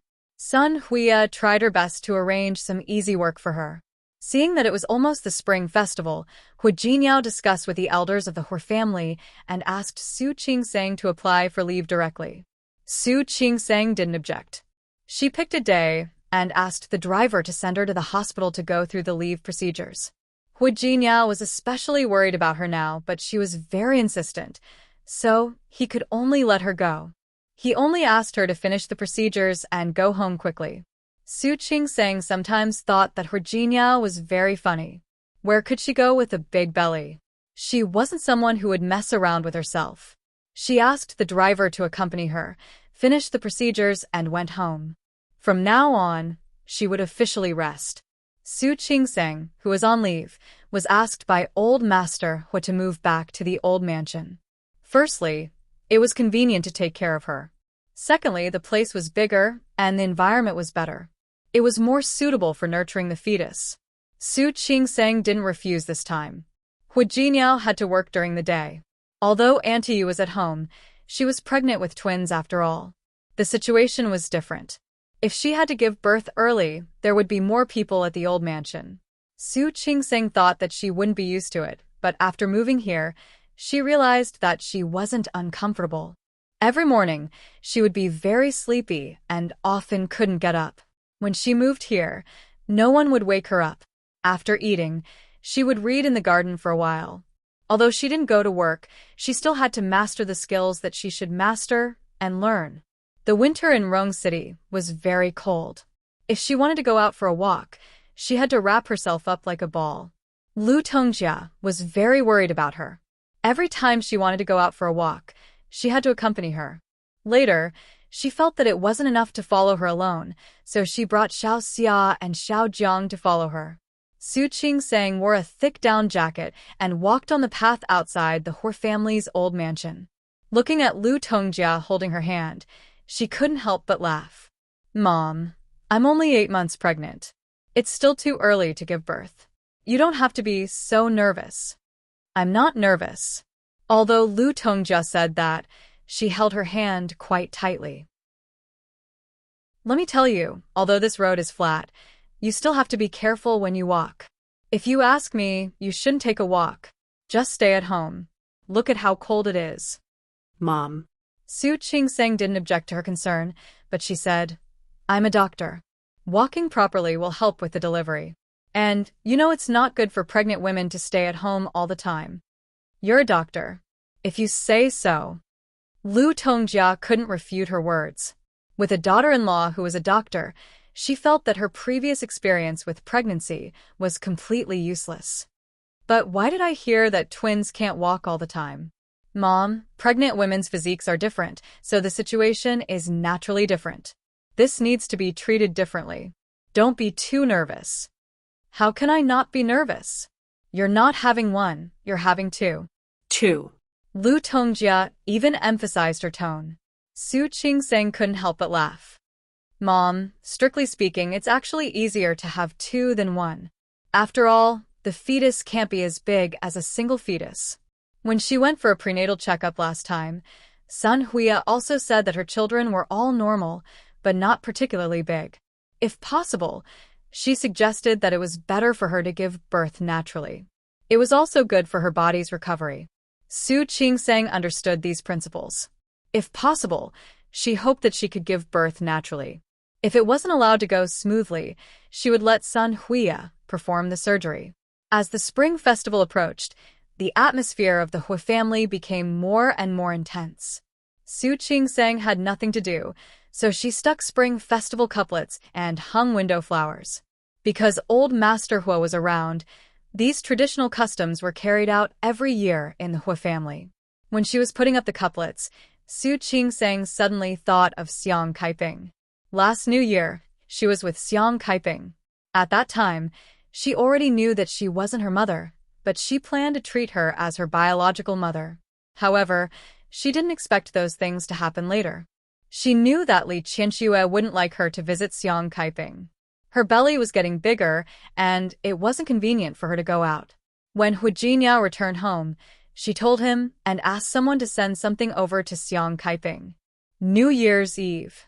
It was Su Qingsong's first time staying up with such a big family. This experience was also quite novel. Hu Jinyao had successfully taken control of Tianyu Group. Whether it was Huiming Liang or Huiming Mei, they worked in Tianyu Group and could get dividends, but Hu Jinyao's shares were almost overwhelming. Even if they were dissatisfied, they couldn't do anything about it. Therefore, the big family looked quite lively, at least on the surface. On the first day of the new year, Su Qingseng, who was supposed to get up early, got up late. However, no one would wake her up at this time. When she went downstairs, she saw Li Qianxue, Su Yusin, and old Master Li rushing over. Su Qingseng almost suspected that she was still asleep. Grandpa? Mom? Yusin? Su Qingseng was so happy to see Li Qianxue and the others. The last time Li Qianxue came to see her was more than a month ago. Now that she saw Su Qingseng, she felt that she had put on a little weight, and her belly seemed to be a little bigger. Yes. Yes, I came to see you. I wanted to come yesterday. But after all, there were some things to deal with at home, so we came over early this morning. Why? You don't welcome me? Welcome, welcome. Su Yusin looked at Su Qingsong's belly. The two siblings often had video calls and often interacted. However, this was the first time he saw Su Qingsong's belly. Are all pregnancies so scary? Yusin, what are you talking about? Li Qianxue glared at her son. Su Yusin shrugged. It's quite scary. I don't think anyone else's belly is so big. I'm a twin, so of course my belly is bigger. Su Qingseng looked at Su Yusin. The two of them hadn't seen each other for almost half a year. She felt that Su Yusin seemed to be a little taller and stronger. It seems that the university is indeed a plastic surgery hospital. Yusin seems to be more handsome. Of course. Su Yusin was quite arrogant, but after all, he was in the Hui family, so he still restrained himself. Old Master Li, who had been silent, looked at Su Qingseng with obvious worry in his eyes. This belly is so big. Have you checked it? What did the doctor say? Grandpa. Every time Su Qingseng heard this, she was speechless. I'm a doctor myself. Don't worry, there's no problem. Really? Old Master Li looked at Li Qianxue. She had given birth to 2 children, but her belly didn't seem to be so big. Really? Su Qingseng had gotten used to the feeling of being doubted by the whole family in the past few months. But she still explained very seriously. Old Master Hu looked at the family and asked them to sit down. Su Qingseng looked at the Hu family sitting on the left, and then at the Li family sitting on the right. Suddenly, she felt that life was perfect at this point. On the night of the first day of the new year, it unexpectedly snowed in Rome City. This was the first snow of the new year. When Su Qingxing got up in the morning, she looked at the silver outside the window and couldn't help but put on a down jacket and run out to see the snow. Hu Jinyao didn't have time to stop her. He quickly put on his coat and followed her. Qingxing, let me help you. It had been snowing all night, and the snow was very thick. It was almost up to her calves. Su Qingxing didn't step out. She just stood in the corridor. There was no snow under the eaves, and the road leading outside had been cleaned by Uncle Chung and his men early this morning. But she could see the thick snow on both sides. Didn't you see it when you came to Rome City? Why do you still look like a country bumpkin who hasn't seen the world? Yes, I'm a country bumpkin. I just like to see it snow. Su Qingxing made a face at him. Hu Jinyao couldn't help but laugh. Su Qingxing had improved since she was pregnant, but she was becoming more and more like a little girl in front of him. I want to go build a snowman. Su Qingxing was about to walk into the garden as she spoke. Hu Jinyao didn't dare to let her do it. I'll help you build it. Just stay here. But I want to do it myself. Don't be willful. You don't want the child to freeze, do you? I'm wearing so much. After Su Qingxing said that, she also knew that she was being willful. Okay, then I'll watch you build it, okay? Okay. Hu Jinyao was satisfied with this. He walked towards the garden. There was a lot of snow on both sides. Let's build a panda. Su Qingxing suddenly had an idea. For too big and too small, okay? Hu Jinyao looked at her helplessly and went to do it. Su Qingxing watched him build the shape of the first snowman and couldn't help but step forward. Don't move. Just stand under the corridor. This road is very slippery last night. My shoes are non-slip. Su Qingxing took 2 more steps forward. At this time, Li Qianxue had already gotten up and came out. She didn't find her daughter in the room, but she saw Su Qingxing outside in the cold wind through the window. She was so nervous that she ran out. Qingxing, what are you doing? Mom? Su Qingxing heard Li Qianxue's voice and turned around. This action was very normal, but Su Qingxing forgot that she was pregnant. She turned around too quickly, and she lost her balance. Hu Jinyao, who was about to fall into the snow, was scared out of his wits when he saw this scene. He quickly rushed over and caught Su Qingxing's body. Be careful. As Hu Jinyao spoke, he helped Su Qingxing stand steadily. Li Qianxue also walked over. How old are you? Why are you still so immature? If you want to see the snow and make a snowman, just stay inside and watch. I got it. Mom. Su Qingxing begged for mercy and wanted Li Qianxue to stop talking, but Li Qianxue felt that it wasn't enough. You know your current state. Stop looking at the snow. Come, let's go in. After saying this, she glared at Hu Jinyao and said, You too. She's messing around and you're messing around too? Hu Jinyao knew that he was in the wrong, so he quickly helped Su Qingxing inside. Su Qingxing stuck out her tongue and looked at Li Qianxue's back guiltily. Hu Jinyao looked at Su Qingxing helplessly, signaling her not to go against Li Qianxue at this time. He helped Su Qingxing into the house.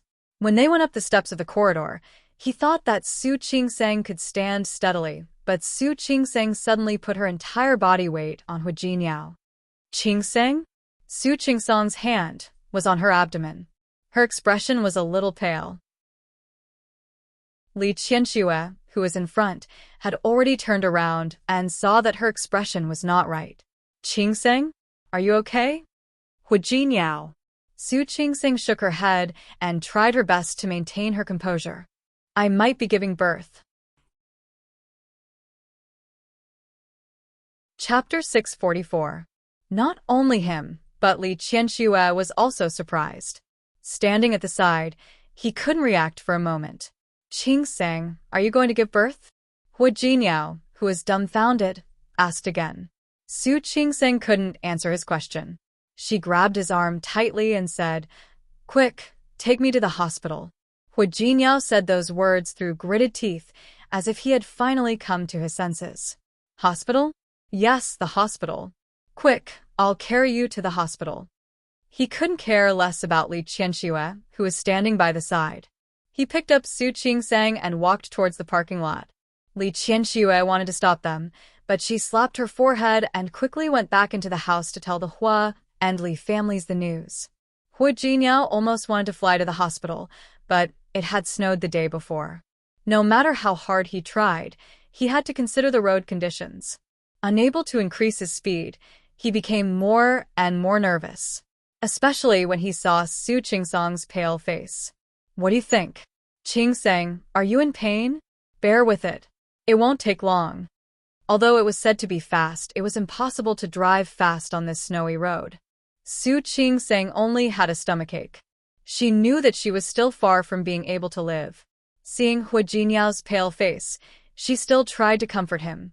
Hu Jinyao, you forgot one thing. What? You didn't bring the delivery bag. The delivery kit had been prepared at home, but Hu Jinyao had only been focused on taking her to the hospital and hadn't brought it with him. Then what should we do? Hu Jinyao didn't even dare to slam on the brakes and slow down the car. His face was full of anxiety. What should we do? Don't be so nervous. Don't worry, my mom will bring it over. Now you just have to concentrate on driving. Drive, yes, drive. Hu Jinyao focused on driving again, but he couldn't help it. From time to time, he would turn his face to look at Su Qingsang. Su Qingsang's stomach hurt. In order to distract herself, she took out her phone and called Sun Huia. She told her that she might be in labor. He was relieved when he got Sun Huia's confirmation that she would rush to the hospital immediately. He hung up the phone and looked out of the car window. It snowed in Rome City, and the whole city was covered in silver, like a fairy tale world. The pain in her abdomen began to intensify. She adjusted her breathing and tried to calm herself down. Hu Jinyao rushed to the hospital as soon as possible. Hu Jinyao often came to the first hospital, and so did the obstetrics and gynecology department. But he had never been so anxious and flustered in this place before. He ran all the way with Su Qingsang in his arms. Sun Huia lived close to the hospital, so she had already arrived. In addition to Sun Huia, there were also Deputy Chief Shin Lingyun, Yang Lu, Ling Fei, Li Ting, and some experienced doctors. Su Qingsang was pregnant with twins. If possible, she wanted to give birth naturally. However, they had to examine Su Qingsang first. Sun Huia arranged for Su Qingsang to do some basic checkups, and Hu Jinyao accompanied her the whole time. After the examination, Sun Huia and Su Qingsang looked at the various data together. Qingsang, you're doing well. Try to have a natural birth. Okay.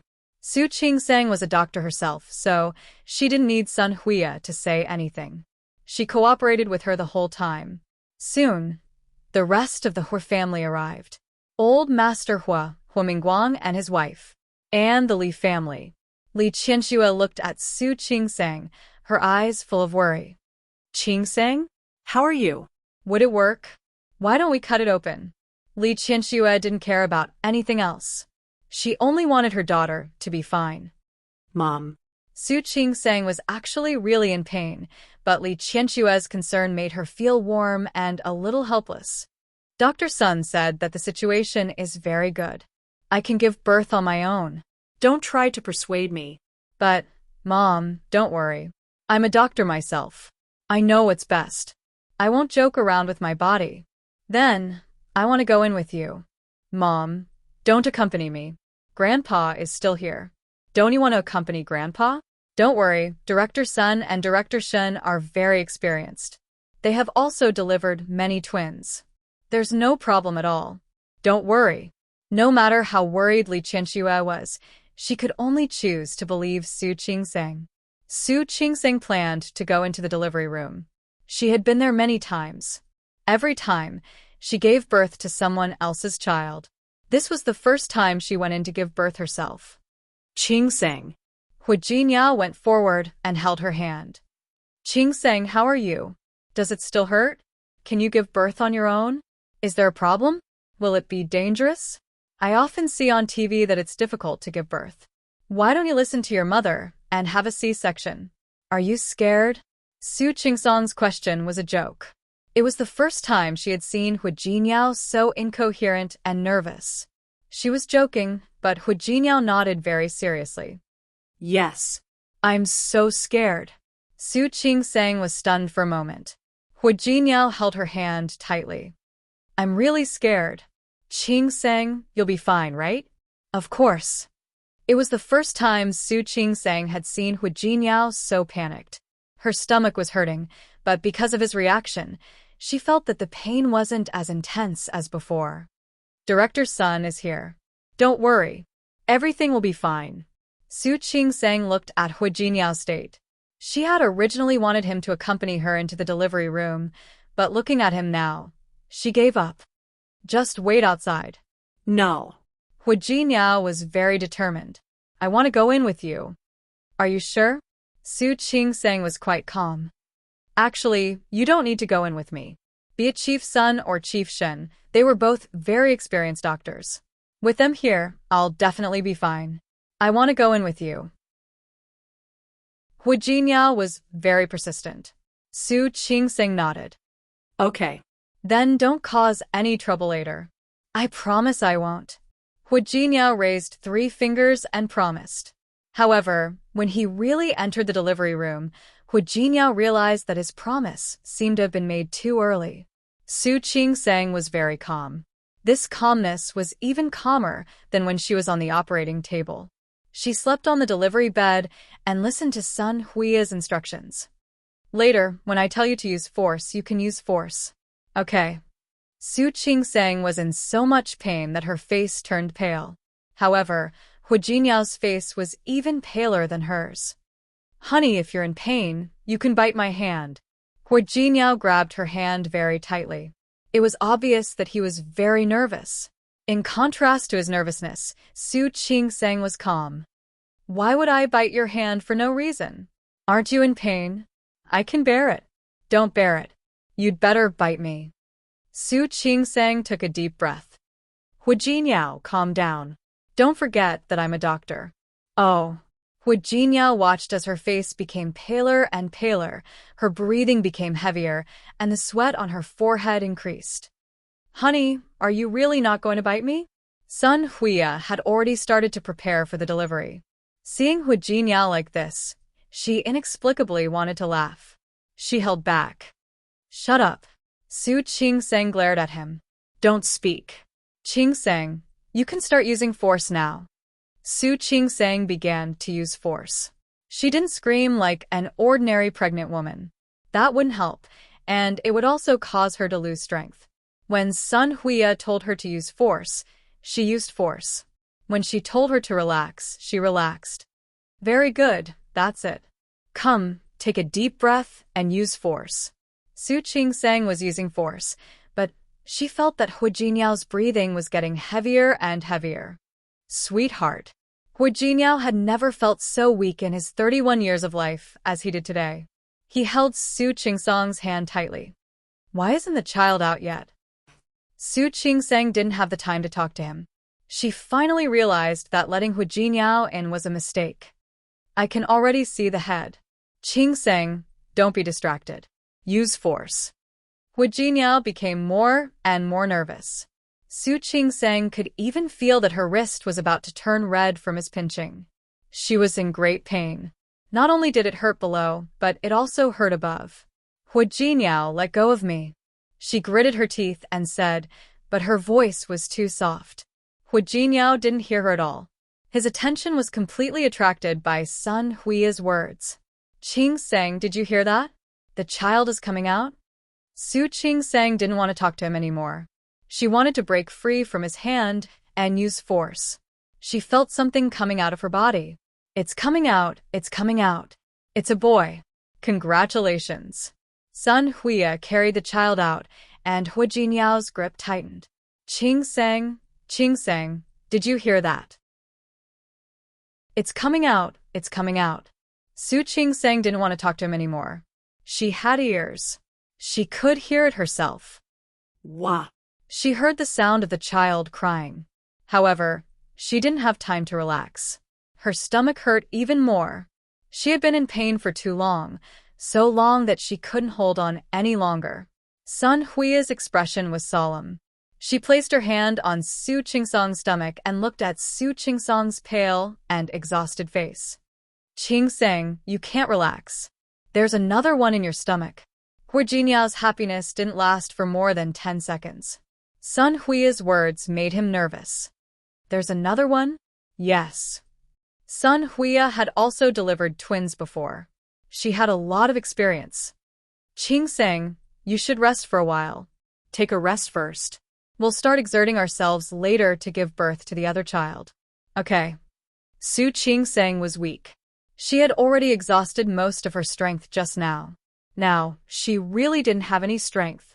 Ling Fei took the warm water that she had prepared early in the morning and gave it to Su Qingsong.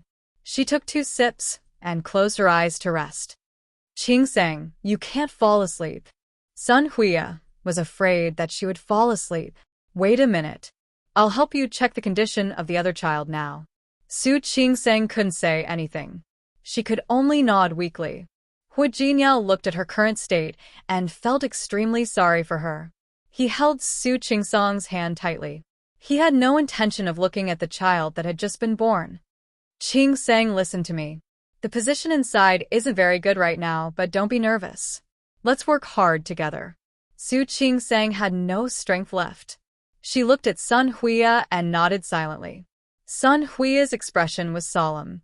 Giving birth to twins naturally was a relatively difficult thing. It required both children to be in a normal position with their heads down. But now that one child was out, the other child's arm was exposed first. She and Shun Lingyun looked at each other and saw the solemn look in each other's eyes. Su Qingsong really didn't have any strength left. The pain in her stomach was even worse than before.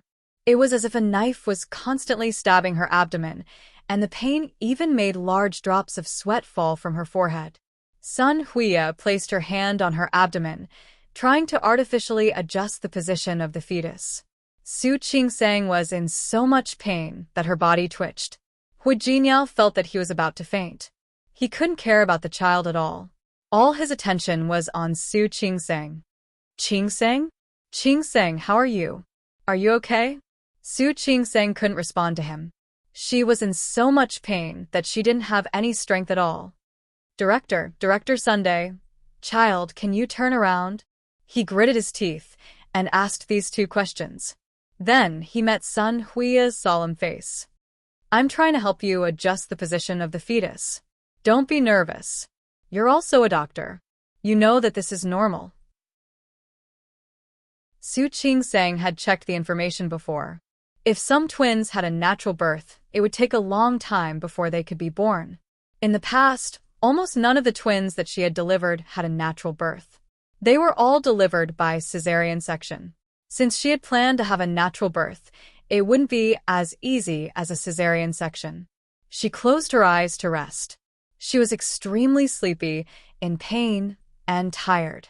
She almost couldn't hold on any longer. When she was a doctor, she knew that pregnancy and childbirth were very difficult, but she didn't expect it to be so difficult. Qingsong, wake up. Don't sleep. She heard Sun Huia's voice in a daze. Not only him, but Hu Jinyao's voice was also heard. She wanted to open her eyes, but it was very difficult.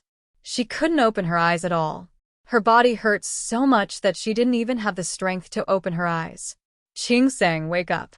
The child is coming out. You have to cooperate with me. Qingsong? Qingsong. She heard people calling her, but she couldn't open her eyes. She was so tired, as if she had lost all her strength. At this moment, Su Qingsong was no longer the calm and rational doctor. She knew that there was another one in her stomach, but she was too tired and had no strength. Qingsong? Qingsong. Hu Jinyao looked at the pale and powerless Su Qingsong. He realized that he couldn't wake her up no matter how hard he tried. He was terrified and looked at Sun Huia. What should we do? Dr. Sun? Qingsong can't wake up now. Why don't we perform a C-section on her? We can't do it now. Sun Huia's expression was more serious than before. The child's head has already fallen down and is stuck at the entrance of the uterus. At this time, we can only wake her up and let her give birth to the child by herself. Qingsong, did you hear that? Qing sang, wake up quickly. Hu Jinyao had never been as panicked as he was at this moment in his life. He was panicking and at a loss. He didn't know what to do. He held Su Qingsang's hand tightly and kept kissing her sweaty cheek. Qingsang, wake up. We still have a baby. Don't sleep. Try harder. Don't sleep, okay? Su Qingsang couldn't hear it, or perhaps she could, but she couldn't wake up. She just felt tired. She felt very tired, very tired. She didn't have any strength, let alone giving birth. Qingsang? Qingsang? Sun Hui's expression was rather ugly. She reached out to pinch Su Qingsang's philtrum. Qingsang, wake up. Try harder. Wake up. Just once. Wake up. Su Qingsang felt noisy and tired. Some things didn't matter to her, but when it really happened to her, it was often a doctor who didn't treat himself. In fact, her previous performance was already quite good, but she was pregnant with twins. Qingsang? Hu Jinyao called her a few times, but he couldn't wake Su Qingsang up. His heart became more and more flustered. He held her hand, bent down, and placed her hand on his face. He leaned down and looked at Su Qingsang, who had her eyes tightly closed and was exhausted. Qingsang, I beg you, wake up. Listen to me. There's something I've never told you. Don't you want to know what it is? Su Qingsang heard it, but she was really too tired and in too much pain. She didn't have the strength. Qingsang. Hu Jinyao kissed her cheek a little hard. He wasn't even afraid of hurting her. He wanted her to wake up. Qingsang, I love you. He kissed her forehead, her eyelids, the tip of her nose, and her lips. Looking at Su Qingsang, who didn't react, Hu Jinyao felt his eyes start to sting and swell. Qingsang, did you hear that? I love you. I really, really love you. He didn't see Su Qingsang's brows move slightly. He just pressed his face against her cheek. Do you still remember the first time we met? It was also in the hospital. You stood in the hospital corridor and said that the wedding was cancelled in such an imposing manner. At that time, I thought that this woman was really decisive and strong. You proposed to me, and you asked me if I wanted to marry you? You didn't see the look in your eyes at that time. There was a hint of nervousness in her anticipation. She was afraid of being rejected, afraid of losing face, especially in front of such a scumbag. Hu Jinyao looked at her stubborn but unable to hide the trace of vulnerability in her eyes, and his heart skipped a beat. He generously agreed to her request. He agreed to marry her. At that time, he thought, so what? Wasn't it just marriage? Anyway, Grandpa had wanted him to get married for a long time. This woman, with such a personality, Grandpa should like her, right? Married life was much better than he had imagined. Su Qingsang's personality looked a little cold on the surface, but her heart was as warm as fire. Her coldness was protective, and she only used it on people she was not familiar with. Her background, her personality, and everything about her. After slowly understanding her, Hu Jinyao found that there was a shadow of Su Qingsang in his heart and eyes. Because of the accident in his childhood, there seemed to be nothing wrong with him on the surface, but only he knew that there was a wall in his heart. Not just anyone could enter the heart of an impenetrable fortress. However, Su Qingsang was able to push down his wall bit by bit and stubbornly moved in. Qingsang, I love you. Do you hear that? Wake up quickly. Okay? He had never tried to cry for anyone other than his family in his life. The few times he was touched were all for Su Qingsang. Now, Hu Jinyao's eyes were full of tears. He enjoyed his married life with Su Qingsang. He liked to see her every day after work. He liked the warmth in the house because of her existence. He liked to have her by his side, even if she didn't do anything. Without Su Qingsang, he couldn't imagine how he would live such a long life in the future. Qingsang, I'm begging you. Wake up. I promise you that as long as you wake up, I'll listen to you in the future. Qingsang, he felt his face itch and instinctively stepped back. He looked at Su Qingsang's face. She was still weak and pale, but her eyes were open. You are so noisy. After saying these 3 words, she looked at Sun Huiya. Director Sun, the child is coming out. You have to work harder. Sun Hui's face was full of joy when she saw that she was awake. Although the situation just now wasn't dangerous for adults, it was easy for children to suffocate if they were stuck inside for too long. Come, Qingseng, listen to me and cooperate with me. When I tell you to work hard, you start working hard. Just once. Let's try to succeed once and give birth to the child. Su Qingseng nodded weakly. 1, 2, 3. Use more strength. Su Qingseng really didn't have any strength left. Amidst the pain and exhaustion, she saw Hu Jinyao's face that was as pale as a sheet of paper. She suddenly raised her hand and gently stroked his hand. Hu Jinyao grabbed her hand and pressed it tightly against his face. Hu Jinyao. Su Qingseng squeezed out those words with all her strength. I love you too. After saying this, she used all her strength. This time, the feeling of relaxation really came. Something left her body. She heard Sun Hui's voice. I've given birth. This is a daughter. Qingseng, you've given birth to a pair of twins. Su Qingseng curled her lips. She wanted to smile, but she couldn't smile now. All her perseverance had been used up in that instant. Su Qingseng, who had relaxed, fainted completely. Before she fainted, she only heard Hu Jinyao's extremely sharp and panicked cry. Qingseng. Qingseng. The people who came to visit her in the ward came and left and came again. There were already several groups of people coming and going. However, Su Qingseng, who had fallen asleep, didn't wake up. Hu Jinyao had been by Su Qingseng's side the whole time. He didn't have the time to care about others, let alone the child. Sun Huia had clearly told him that Su Qingseng was fine.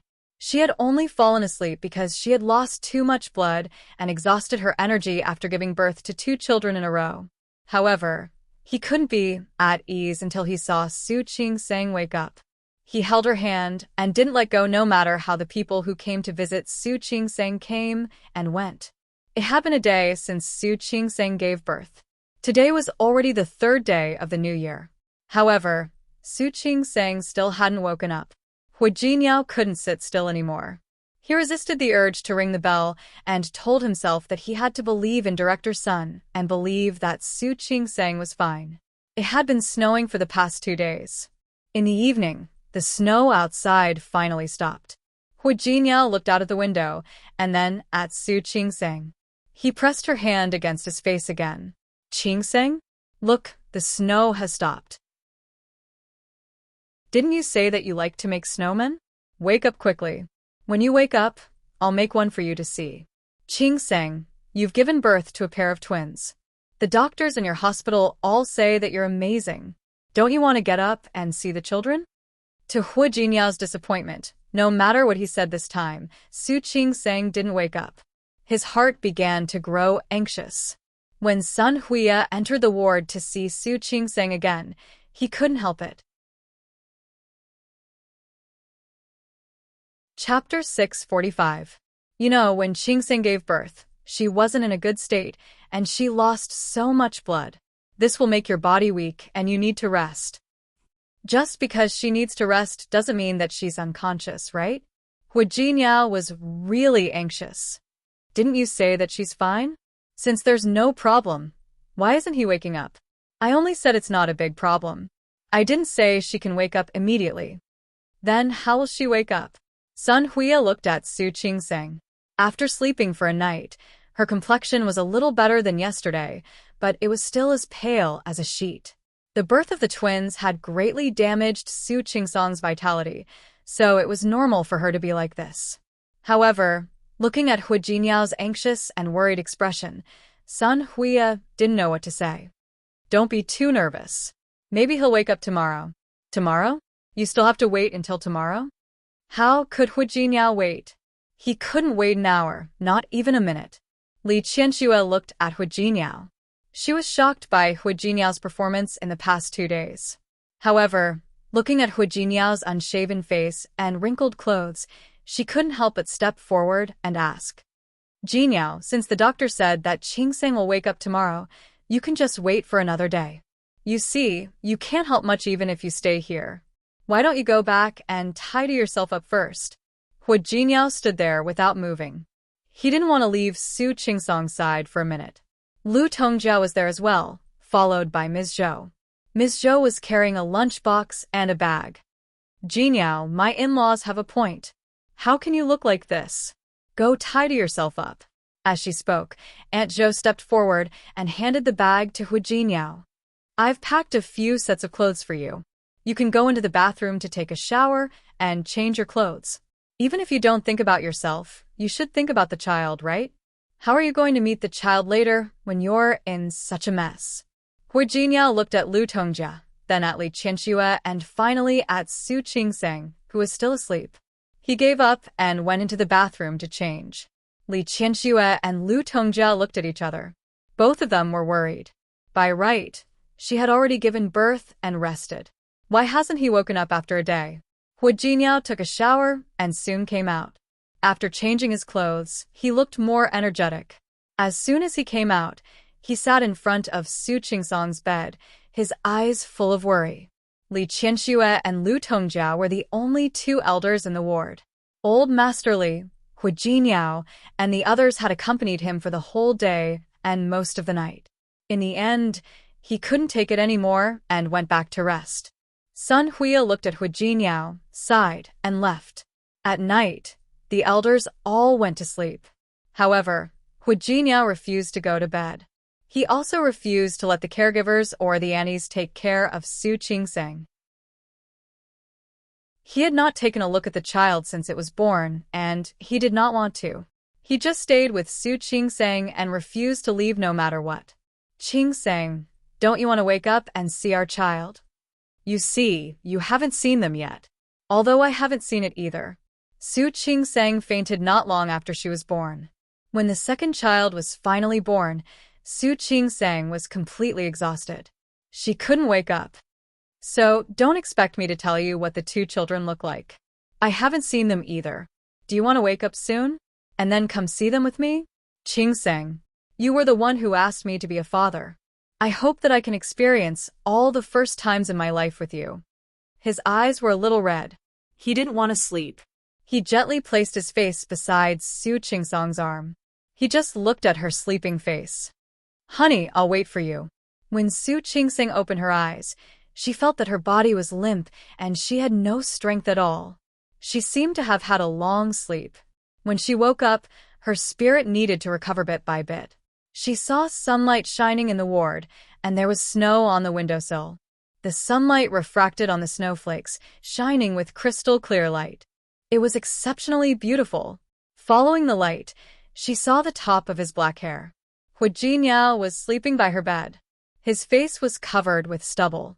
There was also a circle of darkness under his eyes. She remembered hearing a lot of words when she was asleep.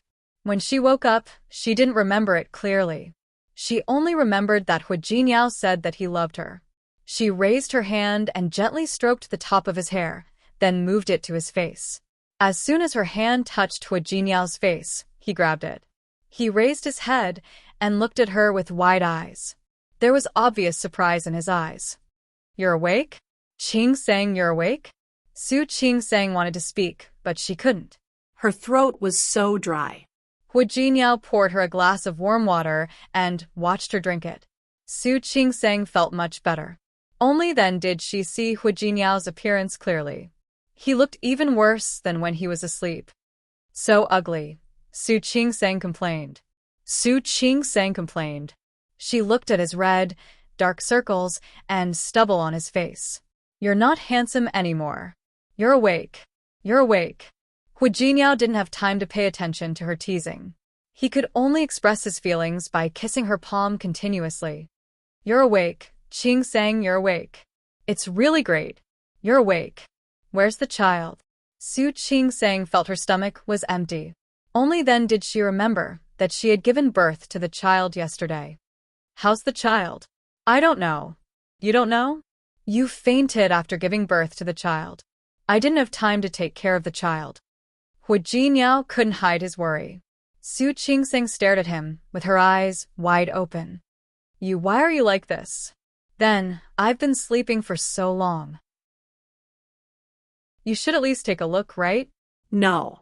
Hu Jinyao was very willful. He held Su Qingsong's hand tightly, and the expression on his face was rare. If you hadn't woken up, I would have sent them away. Hu Jinyao. Su Qingsong was angry. She glared at Hu Jinyao for a long time and finally said helplessly, "Forget it. Bring the child to me now." It seems to be in the incubator. Hu Jinyao wasn't sure. In fact, he hadn't cared about the child since it was born. He had focused all his attention on Su Qingsong. Is the child okay? Why is it in the incubator? Su Qingsong's face was full of worry. At this moment, a voice sounded. Don't listen to his nonsense. The child is fine. The eldest went back to the nursery for observation yesterday, and the second is still in the incubator. Don't worry, everything is normal.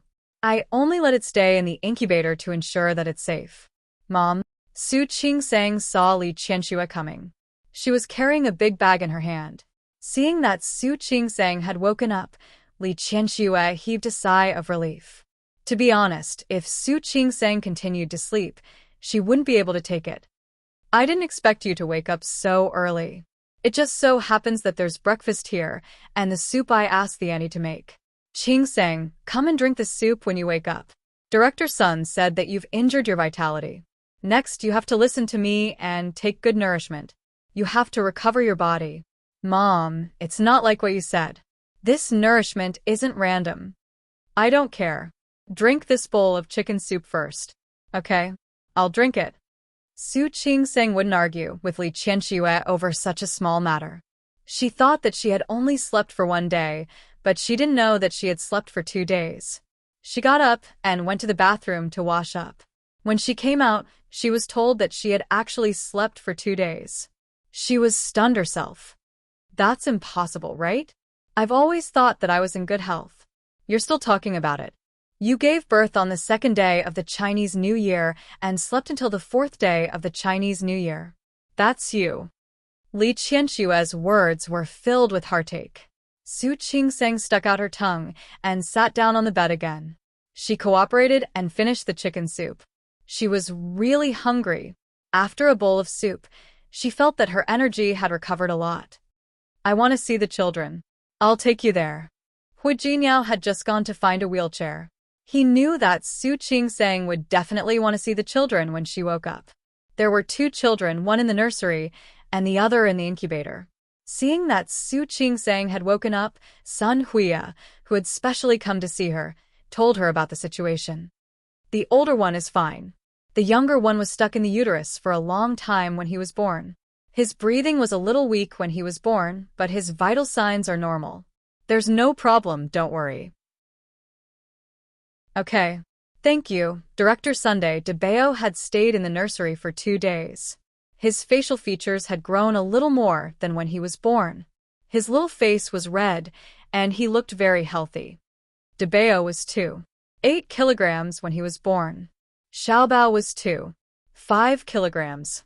Xiaobao was lighter, but they're all very healthy.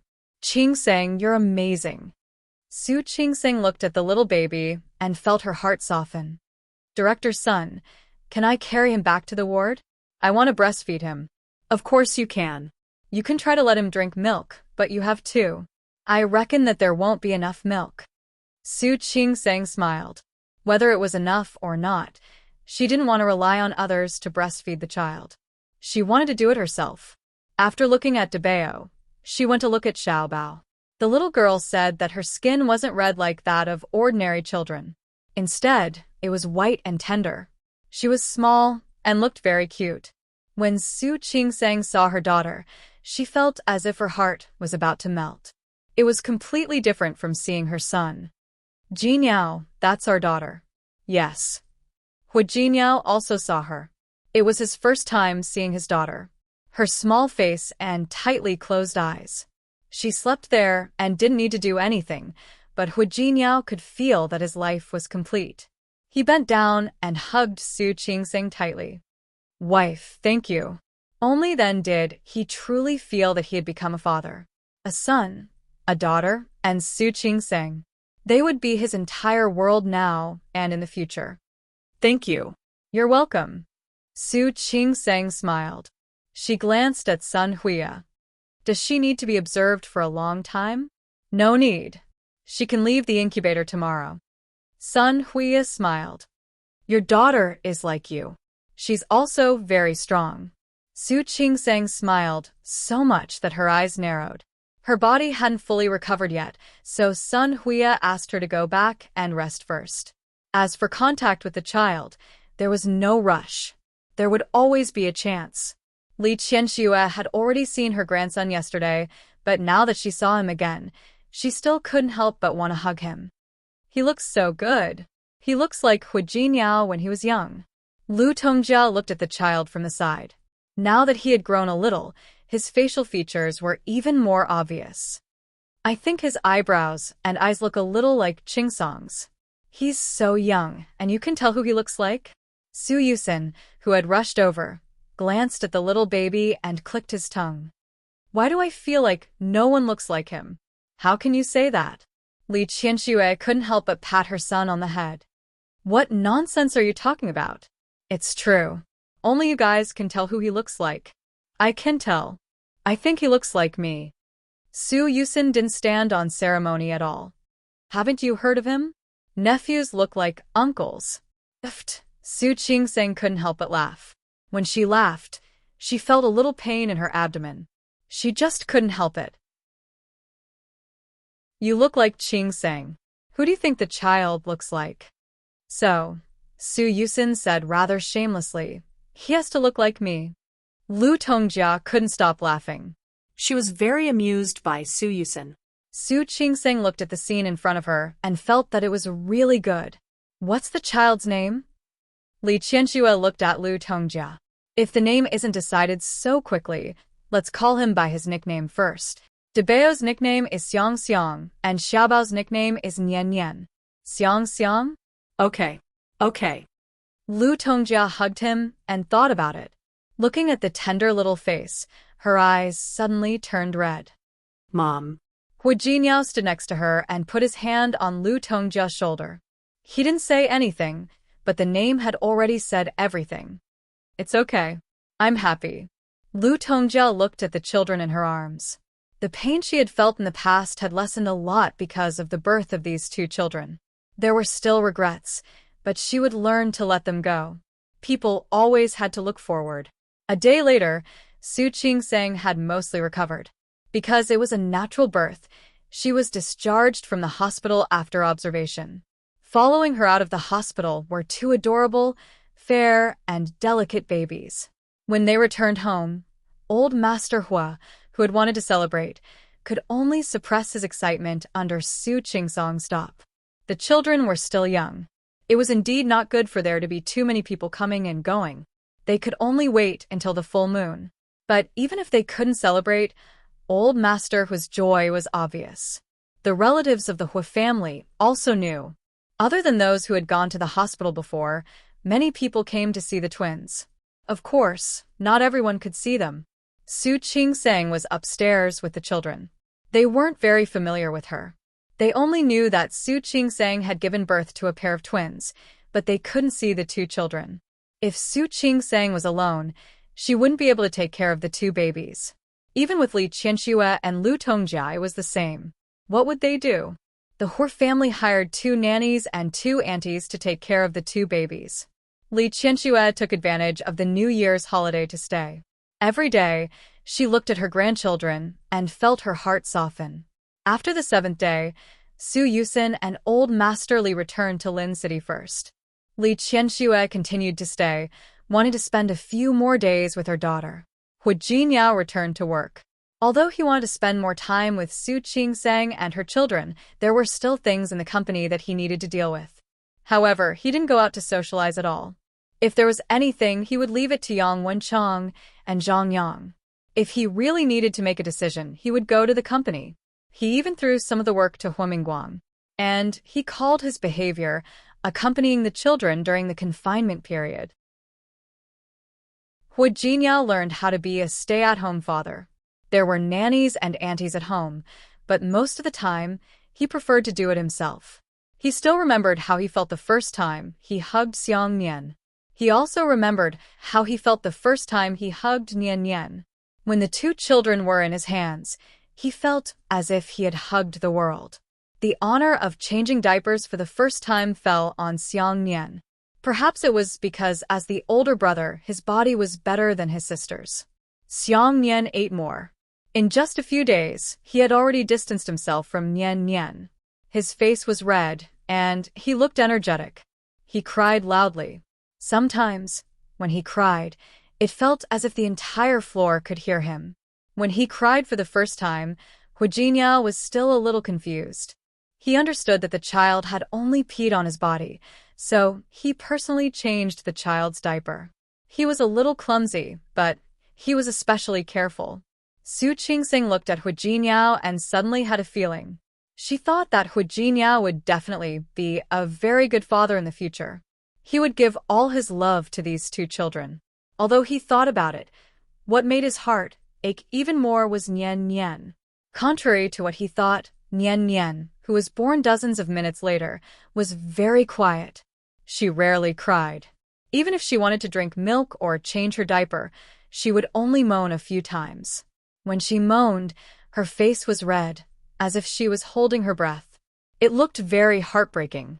Because of this, Hu Jinyao's heart ached even more for Nian Nian. He wished he could hold his daughter in his arms all the time. Every day, other than taking care of Su Qingxing, he spent the most time with the two children. When Xiang Mian was washing the third day with Nian Nian, the Hu family came. Afraid that he would startle the two children, Hu Jinyao only carried the twins for everyone to see, then carried them back to their room. He was very protective now, so he was even easier to wake up than Su Qingxing. The baby's room was arranged next to their room, and there was also a nanny and auntie to take care of the children. However, every time the child moaned, Hu Jinyao would wake up immediately. He had to work during the day and take care of the children at night. He was also responsible for accompanying Su Qingxing and slowly recovering with her. A few days later, Su Qingxing had recovered a lot, and she looked a little more plump. However, Hu Jinyao had lost weight. Seeing this, Li Qianxue was a little more satisfied with this son-in-law. There was no harm without comparison. Looking at what Hu Jinyao had done and thinking about what Su Qinghui had done, she could tell that Hu Jinyao truly loved Su Qingxing and treated her and her son well. She had nothing to worry about. She didn't tell Su Qinghui about the baby. If he wanted to know, he would naturally find out. Li Qianxue didn't think it was necessary to inform him. She would rather not see Su Qinghui. She didn't mention Su Qinghui, and neither did Su Qingxing. The mother and daughter often stayed together during the day. Li Qianxue was afraid that Su Qingxing would be bored during her confinement, so she always talked to her and took care of her. Just like Hu Jinyao took care of the two children, Li Qianxue would rather take care of Su Qingxing herself.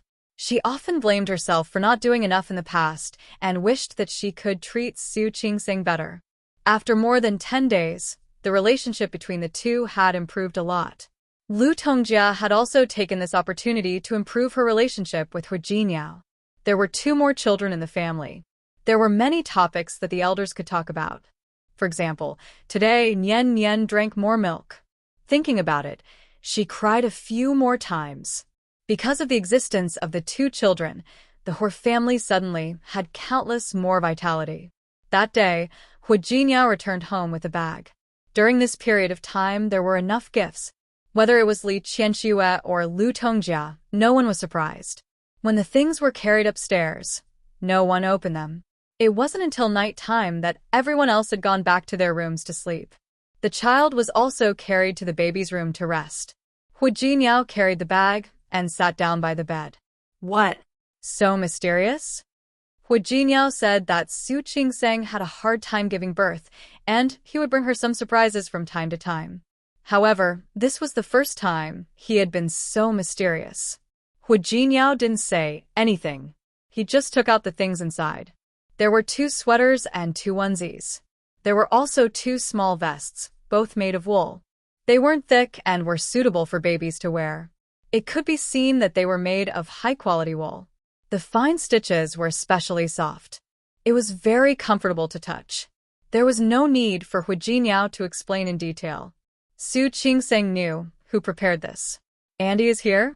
She came to look for you? Strictly speaking, she didn't come to look for me. She came to look for Yang Wenchang. Tianyu Group couldn't enter without an appointment. Xiang Kaiping didn't intend to disturb Hu Jinyao and let people know that she had a relationship with Hu Jinyao. She went to Tianyu Group, found Yang Wenchang, and gave him this. Yang Wenchang had helped Hu Jinyao deal with many things in the past, so he naturally knew Xiang Kaiping. She said that she speculated that the two children should be about to be born during this period of time. It wasn't convenient for her to visit, but she had to prepare the gifts first. When Yang Wenchang told her that the children had been born, she was very happy. She was even happier when she heard that they had given birth to a pair of twins. She handed the gifts to Yang Wenchang and asked him to pass them to Hu Jinyao. That's great. That's great. Qingseng is a lucky man. Please tell Jinyao not to tell Qingseng that it was me who prepared it. She said that, but Hu Jinyao could not tell her. Moreover, with Su Qingseng's intelligence, it was impossible for her not to guess. Su Qingseng stroked the two sweaters, picked them up, and gently smelled them. She thought of something and suddenly smiled. Put them away. Ha! When my mother returns to Lin City, I'll take them out for the children to wear. Besides, it's too big now. I can't wear it. Okay. Hu Jinyao nodded and got up to pick up the sweaters inside.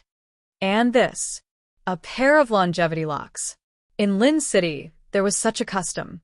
If a grandmother became a grandmother, she had to prepare a longevity lock for her children. Li Qianxue had already bought one before, and it was more exquisite than this. However, this one was also Xiang Caiping's intention. Su Qingseng's eyes were a little sore. She blinked her eyes, suppressed her emotions, and looked at Hu Jinyao. Put them away. When they grow up, leave them to the children. The twins were children of the Hu family, so they naturally didn't lack such things. But this was a kind intention. Chapter 646. Jinyao. Yes. I suddenly feel so happy. Yes. Hu Jinyao hugged her and smelled the faint milky fragrance on her body. Ever since she gave birth, her body was full of motherly radiance. I feel very happy too. Su Qingseng pressed her face against Hu Jinyao's chest. A long time ago, she had always thought that she was a pitiful little girl, an illegitimate daughter. No one doted on or loved her. Therefore, she could only love herself. Now, she suddenly felt that maybe she had been wronged in the past 20 years, so she was twice as happy in the future. Right. Su Qingseng thought of what she could do for Xiang Kaiping. If Su Peijian can change after she gets out, let's not care about her anymore. She knew what Xiang Kaiping cared about the most, and the only thing she could give her was not to destroy what she cared about the most. Of course, the premise was that Su Peijian lived up to her expectations and didn't mess around anymore. I promise you. Hu Jinyao could guarantee this. As long as Su Peijian didn't court disaster, he believed that she could continue her life after she got out. Moreover, with Su Peijian's ability, she could live a good life. That was if she was willing. Speaking of which, she hadn't paid attention to Su Peijian for a long time. How is she recently? Not bad. Hu Jinyao really asked Yang Wenchang to ask about her today because of Xiang Kaiping. She should be able to get a reduction in her sentence. It's been reduced by half a year now. Really? That was great. It meant that Su Peijian was really repentant now. Yes. I heard that she's teaching people in prison. A month before the new year, the prison organized a performance party. She was the leader. I heard that the response to several performances was good. The higher-ups are very satisfied with the current performance of their prison. It can be said that she made a contribution and got a reduction of half a year. If she is willing to continue like this, I think she can get out in less than 3 years. Regardless of whether her purpose was to reduce her sentence or not, with her pride, it was already progress that she was willing to do these things. That's great. Su Qingseng thought of Xiang Kaiping. This way, Auntie can live a better life. Hu Jinyao didn't comment. Even if Su Peijian came out and stopped doing bad things, It was still unknown whether she could accept Xiang Kaiping. Alright, you're still in confinement. You don't have to worry about other people's business. Sleep. I'm just saying it casually. I'm not tired now. I've let you guys do all the work. I have nothing to do at all. At home, there were 2 aunties and 2 nannies who specialized in taking care of the children. Apart from breastfeeding most of the time, she could not interfere. As for carrying a child, it was even more difficult. If it weren't for the fact that the 2 children were basically sleeping a lot now, the elders at home would be fighting to hug them. Old Master Hua was the happiest one. Recently, he was in high spirits because of happy events. He was grinning from ear to ear. It wasn't that there weren't people of his age who had lived to his age, but there weren't many with 4 generations living under the same roof. There were 4 generations living under the same roof, but there was no family that had twins, and they were a boy and a girl. How could Old Master Hua not be proud? He felt as if the wind was blowing when he walked. Not only was Old Master Hua happy, but Hu Yangyuan and Hu Yangxiu also liked to visit the children when they were free. After a few days, the facial features of the 2 little fellows had also slowly grown. With Hu Jinyao and Su Qingsong's good looks, the 2 babies looked like they were carved from jade and looked extremely cute. They looked like Hu Jinyao, but Su Qingsong's outline could be seen. Nian Nian looked more like Su Qingsong. However, Hu Jinyao's shadow could still be seen in her eyes. Speaking of which, the 2 little guys looked very similar. Looking at the 2 little babies every day, Su Qingsong felt satisfied with everything. The pain during childbirth and the lingering fear of almost falling asleep and not waking up became insignificant at this moment. After the first month, it would be the little baby's full moon. It was still very cold in Rong City, and Su Qingsong had just finished her confinement. She didn't want to celebrate too much, so she told Old Master Hua that she just wanted to treat her family to a meal to celebrate. How could Old Master Hua be willing? Su Qingsong tried to persuade him again and again, but she only said that the 2 children were still young. There was no need to be too ostentatious. Hu Jinyao knew what Su Qingsong meant. The children were still young, and it was cold outside. If they wanted to hold a big party, they would have to bring the 2 children out to meet people. Su Qingsong felt sorry for the children and was unwilling. With Hu Jinyao's help to persuade her, and Lu Tongjia also felt that they were still young. Old Master Hua could only take a step back. It was fine if they didn't have a banquet for the small full moon, but they had to hold a big one for the big full moon. Hu Jinyao and Su Qingsong didn't have a wedding in Rong City. Old Master Hua also wanted to take this opportunity to give Su Qingsong. This time, Su Qingsong and Hu Jinyao couldn't go against Old Master Hua's wishes anymore. They could only agree. 3 months later, the weather in Rong City would also be warm. It would be appropriate to take the children out. Li Qianxue stayed in Rong City for more than half a month. She still had things to do, so she returned to Lin City after the Lantern Festival. Before she left, she was especially reluctant to part with Nian Nian. After turning to Lin City, she would talk to Su Qingsong at least 3 times a day. Every day before going to bed, she would look at her grandchildren before going to bed. As Nian Nian grew up, her facial features combined the advantages of Hu Jinyao and Su Qingsong. Unexpectedly, the more they looked, the more similar they became. Although they looked alike, their personalities were completely different. As Nian Nian grew up, his voice became louder and louder. He often roared when he was unhappy, and his cries could even be heard downstairs. Nian Nian was different.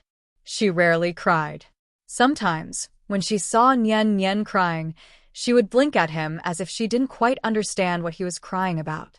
At this time, something very interesting would happen. When Nian Nian didn't cry and only stared at him, he wouldn't cry anymore. Su Qingsong's greatest pleasure now was to observe the 2 children. She didn't know that children were really different every day after becoming a mother. She thought that Nian Nian's hair grew faster, but it was always darker. But what about Nian Nian? Her hair was thin. When she was born, it was a little yellow, but it slowly became darker. If she drank milk, Nian Nian would often drink all of Su Qingsong's milk. When Nian Nian wanted to drink it, it was gone.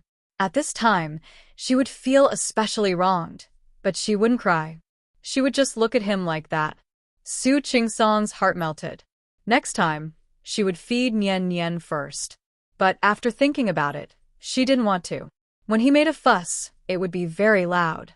Sometimes, Su Qingsang would wonder who this child looked like. Why was he so good at making a fuss? She heard from Lu Tongjia that Hu Jiniao was quite sensible when he was young. He was obedient and easy to take care of. He didn't even need to wake up at night.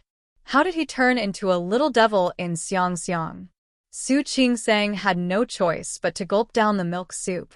She was afraid that 2 babies wouldn't be enough. Even so, Nian Nian still drank milk powder.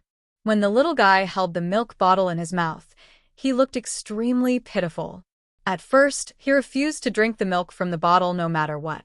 Later, he was so hungry that he barely drank 2 mouthfuls. After trying a few more times, he knew that he wouldn't be able to drink his mother's milk. In the end, he finally accepted the fact that he could only get the milk bottle. His resistance was a little less. Every time this happened, Su Qingsang felt both amused and helpless. There was nothing she could do. Nian Nian's physique was a little weaker than Nian Nian's.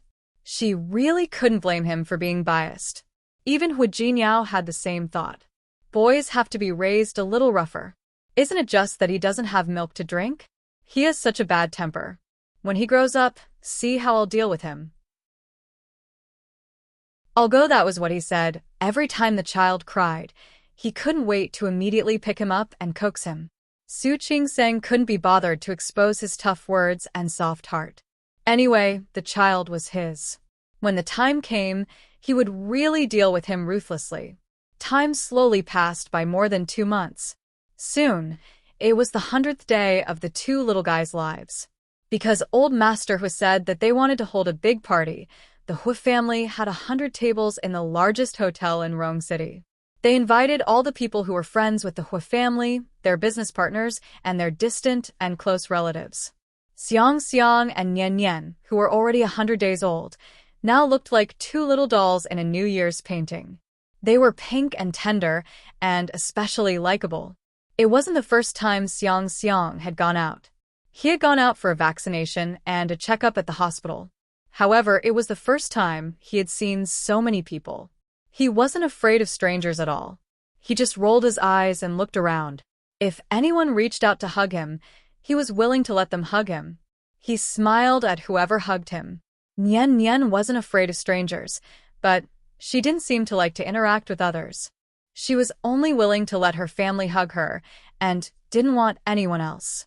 Finally, when she saw Hu Jiniao in a suit and tie, she immediately turned her head and kept looking at him. Nian Nian liked Hu Jiniao very much. As long as Hu Jiniao hugged her, she would obediently stay in her father's arms.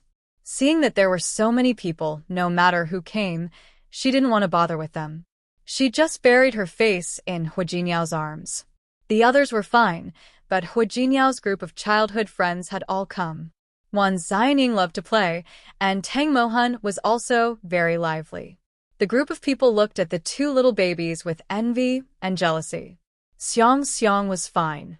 He was willing to be hugged by anyone. Nian Nian couldn't do it. She refused to let anyone hug her. She would change her face the moment someone hugged her. Hu Jiniao couldn't bear to let them hug her either. The rules were that they could only look at her and not hug her. This little girl has such a bad temper. Wan Xinying clicked his tongue, but his eyes were filled with envy. Jiniao, I think your daughter is so cold and aloof. I don't know which kid will be able to catch up to her in the future. Tang Mohan looked at Hu Jiniao's 2 treasures with envy. To be honest, among these childhood friends, Hu Jiniao was the luckiest one. He went to open a branch office somewhere else, and he came back with a wife. It wasn't a big deal to marry a wife. The key was that his wife wasn't an ordinary person. Look at how she gave birth to 2 children in one go. She had both a son and a daughter. What nonsense are you talking about? Hu Jiniao now treated his daughter like a pearl. When he heard Tang Mohan's words, he was unhappy. What kid? I'll destroy whoever dares to have any ideas about my daughter. Nonsense again. Su Qingsang couldn't stand it anymore. Will you be happy if no one wants your daughter when she grows up? How can no one want my daughter? Hu Jinyao retorted. I'm just saying that I won't let them have any ideas about my daughter. Yes, yes, yes. You can raise her at home for the rest of her life. I'll raise her for the rest of her life. It's not like I can't afford to raise her.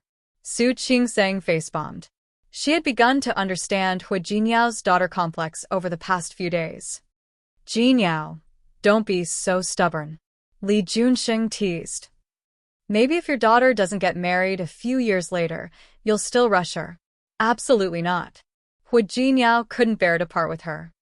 I can't bear to hand my daughter over to those brats. Su Qingsang laughed and didn't want to talk to this person. How old was Nian Nian now? Why was he thinking so far ahead?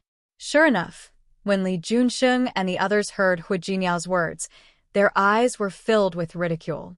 Wan Xianying stepped forward and patted Hu Jinyao on the shoulder. I regret not getting married earlier. Otherwise, I would have had a son. When I grow up, I'll chase after your daughter. Don't be in a hurry. It's not too late for you to have a child now. Cheng Xianyan watched the show and didn't mind the matter getting bigger.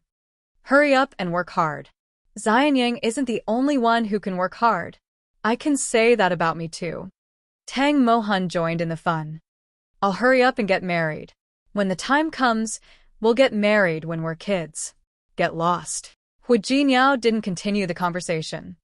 All of you, stay away from my daughter. The group of people laughed. It could be seen now. In the future, Hu Jinyao would definitely be a daughter lover. He wouldn't be able to run away from being a protective maniac. The banquet began, and Old Master Hu went on stage to speak. He was very happy today. At this age, he had everything. He liked to see the family prosper. Today, I'm sure everyone knows why I've invited all of you here. I'm not talented, but I'm indebted to everyone for taking care of me in Rome City all these years. Thank you for coming. He was being polite, but no one really thought that he had anything to take care of the Hu family.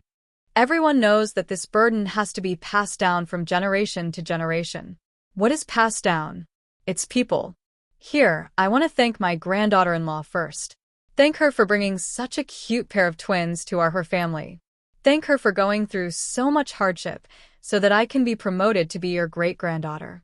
I once said that my grandson, Hu Jinyao, as a man, the most insightful thing in his life is to marry a good wife. At this moment, there was laughter below the stage. Old Master Hu waved his hand and continued, my granddaughter-in-law, Su Qingsang, is not only a good partner of Hu Jinyao, but also a good daughter-in-law of the Hu family. Now, the Hu family has a pair of twins. As an old man, I don't have much to give. I'll give my granddaughter-in-law 2% of the shares of the Tianyu Group under my name. How much was the market value of the Tianyu Group? 2% of the shares was quite shocking. With these shares, Su Qingsang could enter the board of directors in the future. All the guests present immediately looked at Su Qingsang, who was holding the child. She didn't expect such a thing to happen, so she couldn't help but glance at Hu Jinyao. Hu Jinyao's reaction was to pinch her palm, indicating for her to calm down. No. Why would I want the shares? Su Qingsang said in a low voice. Hu Jinyao smiled at her. Grandpa gave it to you, so just take it. Don't worry. If you feel that it's too hot, you can give it to the two children in the future. While they were talking, Old Master Hu had already told them about the gifts for the twins. There were 2 properties under his name, plus 2 funds worth more than 10 million yuan. Jinyao, isn't Grandpa giving too much? They were still 2 children. They didn't know anything, and didn't know anything. So what if he gave it away? Don't think too much about it. Since these things are from Grandpa, just take them. But Su Qingsang wasn't timid. She looked around. Almost all the relatives of the Hu family were here today.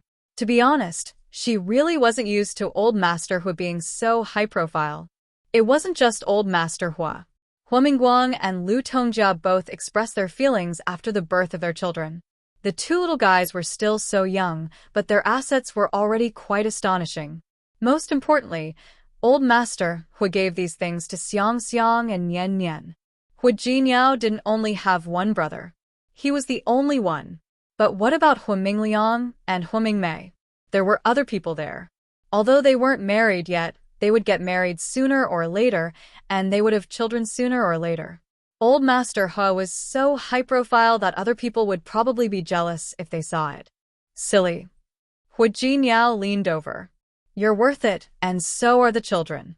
Su Qingseng knew that she couldn't change Old Master Hu's mind. She looked at Hu Mingguang's family at the other table. Hu Yifan was still in prison, and Hu Yang and Hu Manzi were sitting with their parents.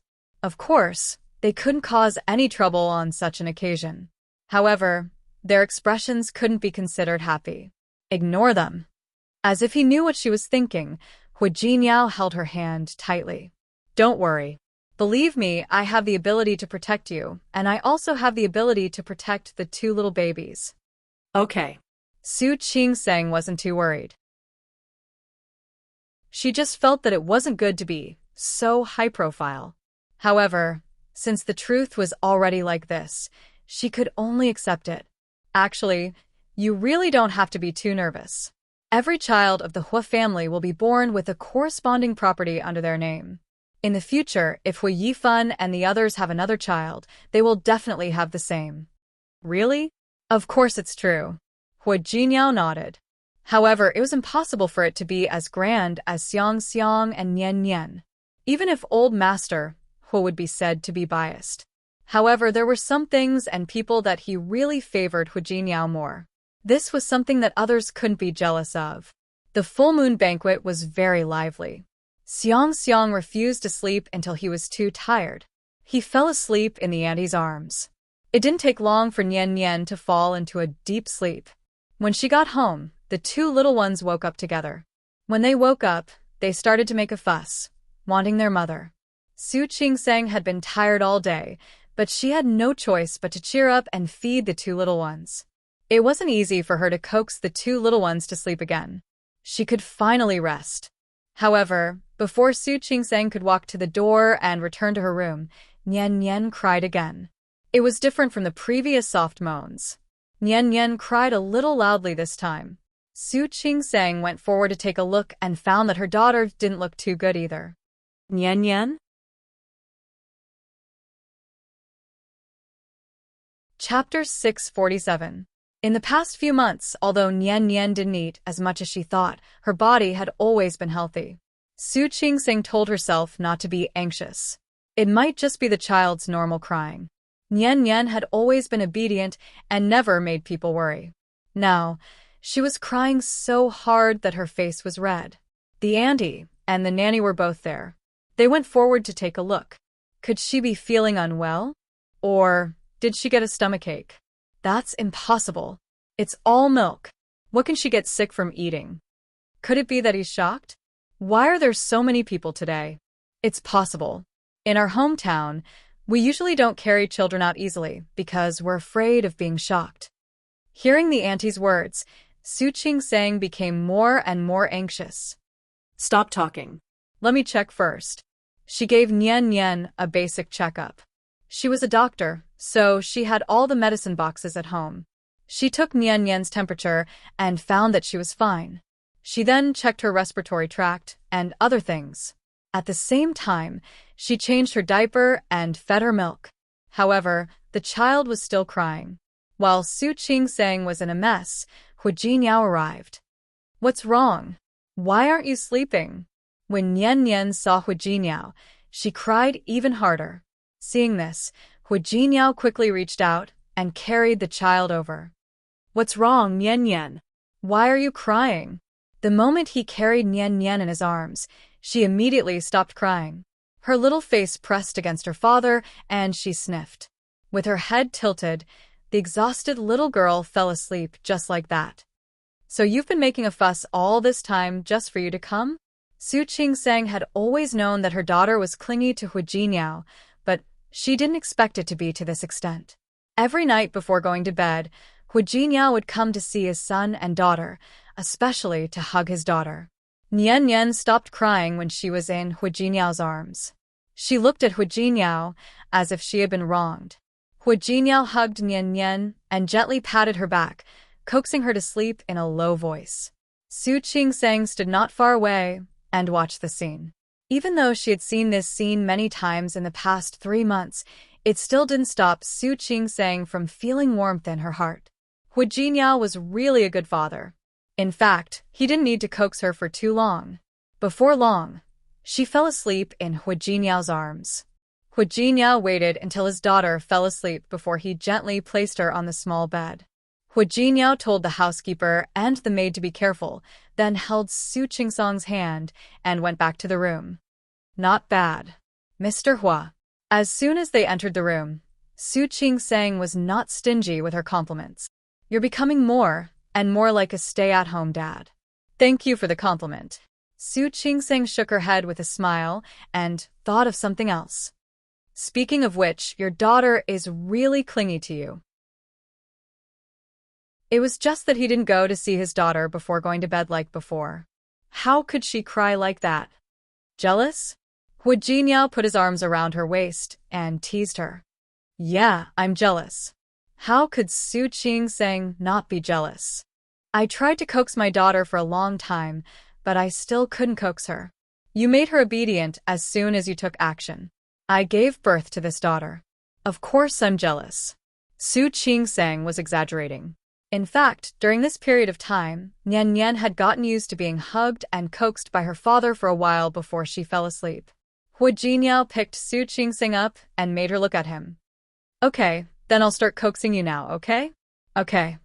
Su Qing-sang nodded and raised her head to look at Hu Jinyao.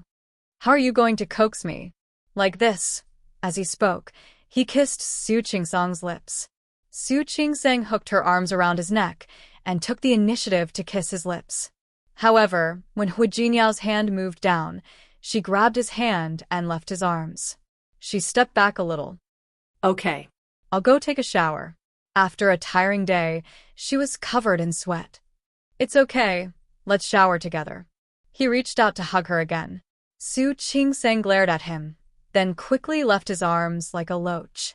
After entering the bathroom, Su Qing-sang looked at herself in the mirror with mixed emotions. In the past 3 months, because of giving birth, she had gained a lot of weight before giving birth. Although her figure had recovered a little after giving birth, she looked even more voluptuous than when she hadn't been pregnant. When she took a shower, she stood in front of the mirror and looked at herself. Su Qing-sang pinched the small circle on her lower abdomen that hadn't been completely eliminated in time. She looked a little depressed. What's wrong? Hu Jinyao, who had just entered the door, saw Su Qing-sang looking at herself in the mirror. The expression on her face definitely couldn't be considered happy. Hu Jinyao. Su Qing-sang wasn't usually such a lack of confidence. Logically speaking, she had given birth naturally and could recover very well. However, she was pregnant with twins after all, so it would take a little longer than ordinary people. Look at me, I've gained so much weight. He didn't know if he could recover. If he continued to be like this, he would really look ugly. How did you gain weight? Hu Jinyao placed his hand on her abdomen. Indeed, there was a small circle of flesh. I think this is just right. My hand feels much better. Hu Jinyao, I'm serious. I'm serious too. Hu Jinyao's hand moved up rather naughtily. He looked at Su Qing-sang's face in the mirror and kissed the back of her neck. Especially the hand here. It doesn't feel too good. You, wife. In the past few months, he had been understanding that she had just given birth, and it was hard for her to take care of the baby every day. He had been a vegetarian for a long time. No matter what, don't even think about escaping today. I'm already like this. Su Qing-sang looked at the flesh on her abdomen that hadn't completely disappeared. She was really depressed. She could have recovered better, but during this period of time, in order to let the baby have enough milk, she hadn't stopped feeding the milk soup. She ate a lot, so it would be strange if she wasn't fat. She even despised herself for being like this. Hu Jinyao looked at her, turned her body around, and looked at her very seriously. Wife. In my heart, you're the most beautiful. What's more, Hu Jinyao stroked her abdomen and looked at her figure, which was indeed much fuller than before. You became like this because of me. Do you think I would despise you? Su Qing-sang didn't say anything. No woman could really not care about her appearance, but Hu Jinyao's words undoubtedly made her extremely happy. Hu Jinyao. Are you serious? Wife, I will definitely try my best to prove it to you today. He stood up, easily picked her up, and walked to the bathtub. You're even more attractive to me than before you had a child. The annual Christmas was here again. Today was a little special. It was Su Qingsong's third birthday after her marriage to Hu Jinyao, and it was also her second birthday. After all, her birthday was written as the 26th. Last year, Hu Jinyao had planned to celebrate Su Qingsong's birthday, but Su Qingsong was pregnant and couldn't move freely. He wanted to take her out to play, but he couldn't. This year, there was a chance. Hu Jinyao helped Su Qingsong apply for leave in advance. Then, he handed the two children to Lu Tongjia and Hu Mingguang. The winter in Rong City was getting colder, but Hu Jinyao was very excited. He brought Su Qingsong to the airport early in the morning. Where are we going? On the way to the airport, Su Qingsong was still a little hesitant. How many days are you going to take me? Xiang and Nian. Before she became a mother, she really didn't think she would have such a mentality. But ever since she became a mother, as long as she was away for a little longer, she would start to miss her two children. Every day when she went to work, she would hug her two babies for a long time before leaving. It was even more so when she came back at night. Under such circumstances, Su Qingsong really couldn't bear to part with Xiang and Nian. Wife. Hu Jinyao held her hand tightly. I know you can't bear to part with your two children, and I can't bear to part with them either, but we need some private time. No matter how reluctant he was, he didn't want to let Su Qingsong suffer. His son was very important to him, and his daughter was also very important to him. But Su Qingsong was more important. But no buts. If I can bear to let go of Nian for a few days, you should also learn to let go and miss Nian for a few days. Su Qingsong's lips moved, but in the end, she could only listen to Hu Jinyao. When they arrived at the airport, they didn't go to the waiting room. Instead, they took the VIP passage and went straight to the boarding gate. Hu Jinyao wasn't in a hurry to get on the plane. Instead, he held Su Qingsong's hand through the huge glass wall. Actually, the gift I want to give you is here. So, I want to bring you to take a look. What? What gift would be at the airport? Look carefully. Hu Jinyao pointed outside, and Su Qingsong followed his finger. There was a plane parked there. There were cyan cloud patterns on the white fuselage. Following the long cloud patterns, she saw 3 very eye-catching words on it. Qingsong? It's for you. Hu Jinyao hugged her waist and pressed his chin against her neck. Do you like it? Su Qingsong blinked. Even though she had received many gifts over the years, she had never thought that she would receive a plane one day. You, Hu Jinyao, aren't you exaggerating?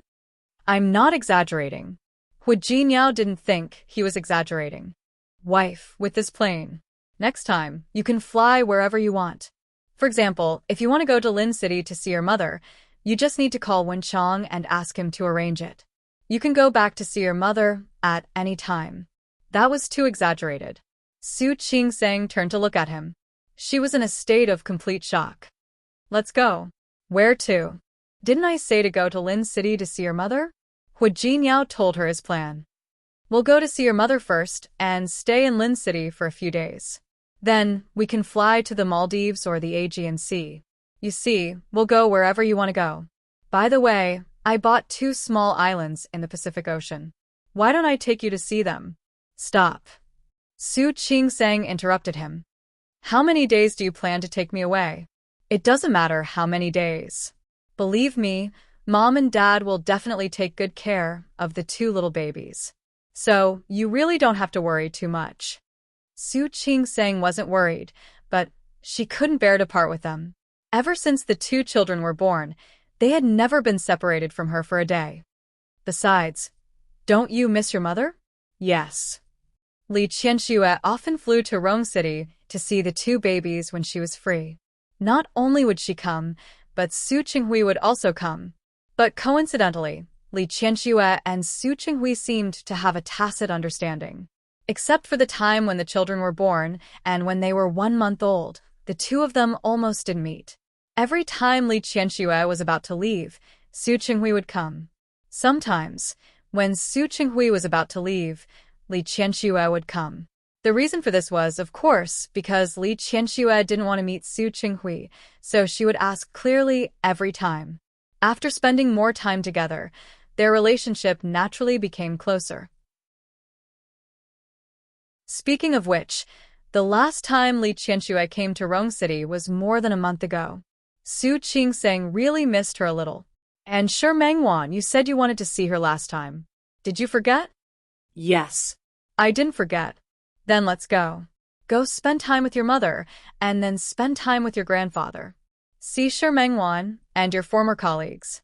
Then we'll find another place to fly to and play. Su Qingseng couldn't argue with him. She also knew that in the past year, from her pregnancy to childbirth to the birth of the child, she really hadn't had a good time to relax. Now that she was doing this, she could just treat it as a vacation. Speaking of which, this was her first time taking a private plane. It was indeed as comfortable as she had seen on TV. There was not only a living room, a meeting room, a study, and 2 bedrooms on the plane. Su Qingseng sat on the sofa and looked at the wings outside. There were also 3 words on it. Qingseng. This was her plane, a gift from Hu Jinyao. It was a wonderful feeling. She had never thought that she would one day have a plane. Hu Jinyao. Thank you. Honey, you never have to say thank you to me. Hu Jinyao held her hand and said very seriously, I want to thank you. Thank her for appearing in his life. Thank her for bringing him a different life. Thank her for loving him. Thank her for fulfilling his life. Hu Jinyao. The moment the plane soared into the sky, Su Qingseng hugged Hu Jinyao's waist. I love you. Honey, I love you too. The Qingseng plane took the 2 of them to another city. It also witnessed the love between the 2 of them. Su Qingseng believed that they would definitely work hard and live a good life. Outer world, Samsara, 3 years later. Hui Yanjin climbed up the cabinet and rummaged around. She didn't find what she was looking for, so she pouted and climbed down from the cabinet. However, her movements were too big. When she got down from the chair, she lost her footing. She was about to fall to the ground. A pair of small hands quickly held her back and steadied her. Hui Yanjin turned around. When she saw Hui Yanjing, she smiled widely and jumped down from the small chair. Brother. Hui Yanjing hugged his little sister, who was about the same height as him, and put her down. What are you looking for? Hui Yanjin pouted again when she heard that. There's nothing left. There's nothing left. You're looking for this, aren't you? Hui Yanjing stretched out his hand, and there were 2 milk candies in his little hand. Wow, brother, how did you find it? Little idiot. Hui Yanjing opened one of the milk candies and put it into his little sister's mouth. I saw it when Mommy hid the candy. Brother, you're so smart. Why didn't I see it? Stupid. Who told you to take a nap? You're the stupid one, Hui Yanjin replied, but she wasn't angry. The candy was so sweet. She opened the other candy in Hui Yanjing's hand and stuffed it into his mouth when Hui Yanjing wasn't prepared. Don't you want it? He knew that his little sister loved candy the most. One for you, one for me. As Hui Yanjin spoke, she looked around and finally made a shushing gesture at Hui Yanjing. We promised Mommy that we wouldn't eat candy. If we only eat one a day now, Mommy won't find out, right? Hui Yanjin said that, but when she finished eating the candy, her eyes began to blink again. Brother, I still want to eat. What should I do? You just said that you would only eat one. Then one more? Just one? Hui Yanjing looked at his sister's little face and helplessly took out another candy from his pocket. Here. Thank you, brother. Brother is the best. Cough. The sudden cough startled Hui Yanjin, and she almost dropped the candy in her hand. She and Hui Yanjing turned around at the same time and found that Hu Jinyao had arrived. Daddy. Daddy. The 2 little guys threw themselves into Hu Jinyao's arms. He stretched out his arms, one on the left and the other on the right, and picked up the 2 children. Tell Daddy, what were you doing just now? I didn't do anything bad. Hui Yanjin shook her head quickly. I was playing with my brother. I didn't do anything bad. You didn't do anything bad. Hu Jinyao blinked at his daughter. As she gradually grew up, her features resembled his, but there were still some differences. No. Then what is this?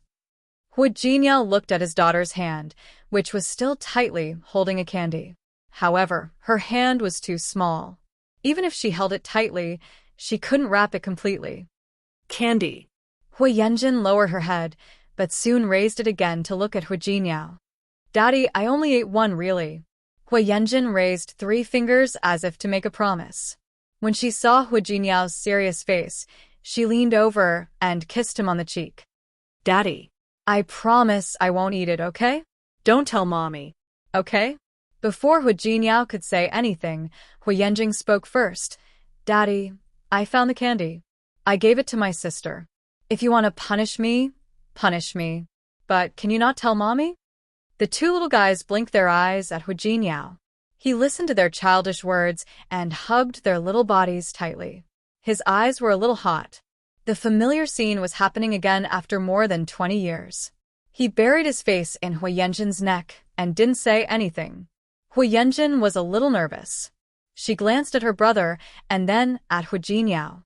Finally, she said as if she was throwing away everything. Then if you want to tell Mommy, can you ask Mommy not to punish me? I promise I won't eat candy again, okay? Hu Jinyao shook his head and put down the 2 little guys. When he shook his head, Hu Yanjin's face fell. Daddy, I told you I gave the candy to my sister. If you want to punish me, punish me. Hu Yanjing was quite manly. Hu Jinyao glanced at him and reached out to rub his head. Why would I? Don't worry. Mommy won't punish you. In this family, Su Qingsang definitely had a high status. She indeed didn't allow the children to eat too much candy, especially Hu Yanjin. The little ball from back then had now grown into a cute little girl that could melt a person's heart.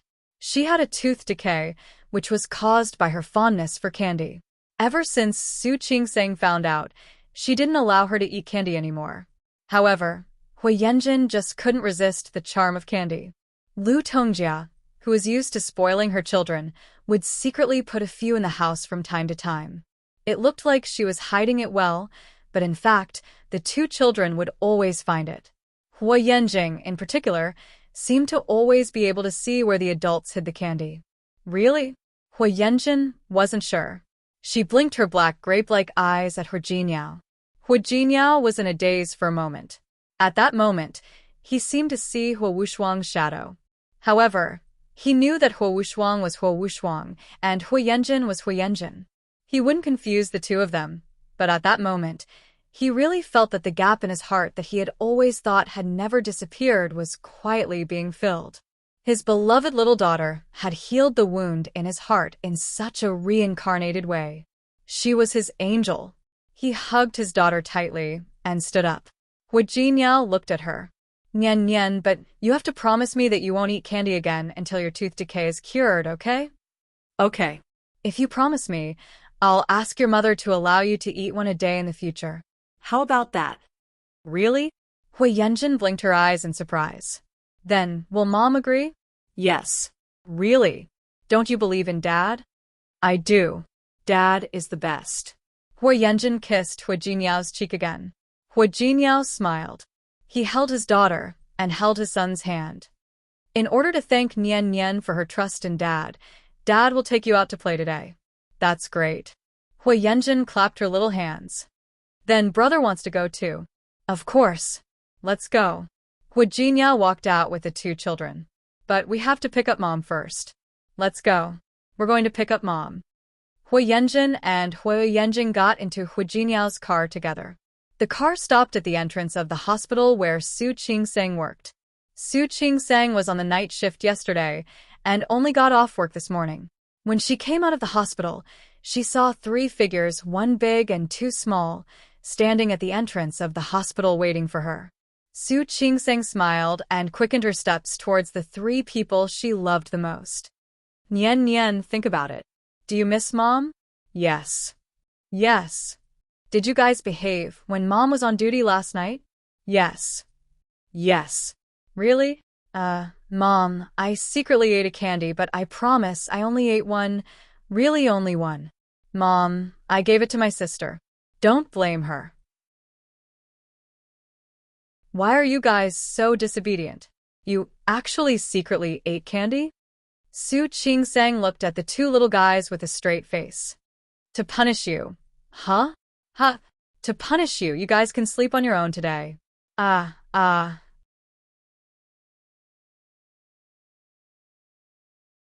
Chapter 648. Shi Mengwan looked at the little baby in Su Chingsang's arms. There was a flash of envy and love in her eyes. Today was Su Chingsang's baby's 1-month birthday party. She had come once when Su Chingsang gave birth. This was her second time coming to Rong City. So cute. This is the sister, right? Yes. This is Nian Nian, the sister. Has the name been decided? Yes. Her name is Huyenjin. Su Chingsang held her daughter, her face full of satisfaction. The older one is Huyenjing. Good name. Shi Mengwan nodded, and her gaze fell on the pink baby's face. The most important thing is that she's really cute. She's so cute that I want to steal her home. Do you like it? Su Chingsang blinked at her. If you like it, hurry up and find a man and have one. Humph. I think you're right. Wan Xianying had arrived at some point. At this moment, he stood beside Shi Mengwan and looked at her with a hint of eagerness in his eyes. Sister-in-law. Wan. Shi Mengwan nodded at Wan Xianying as a greeting and quickly stood up. Chingsang, I'm going to the bathroom. Go ahead. She was obviously avoiding Wan Xianying, which made Wan Xianying's expression turn ugly. After Shi Mengwan left, he looked at Su Chingsang.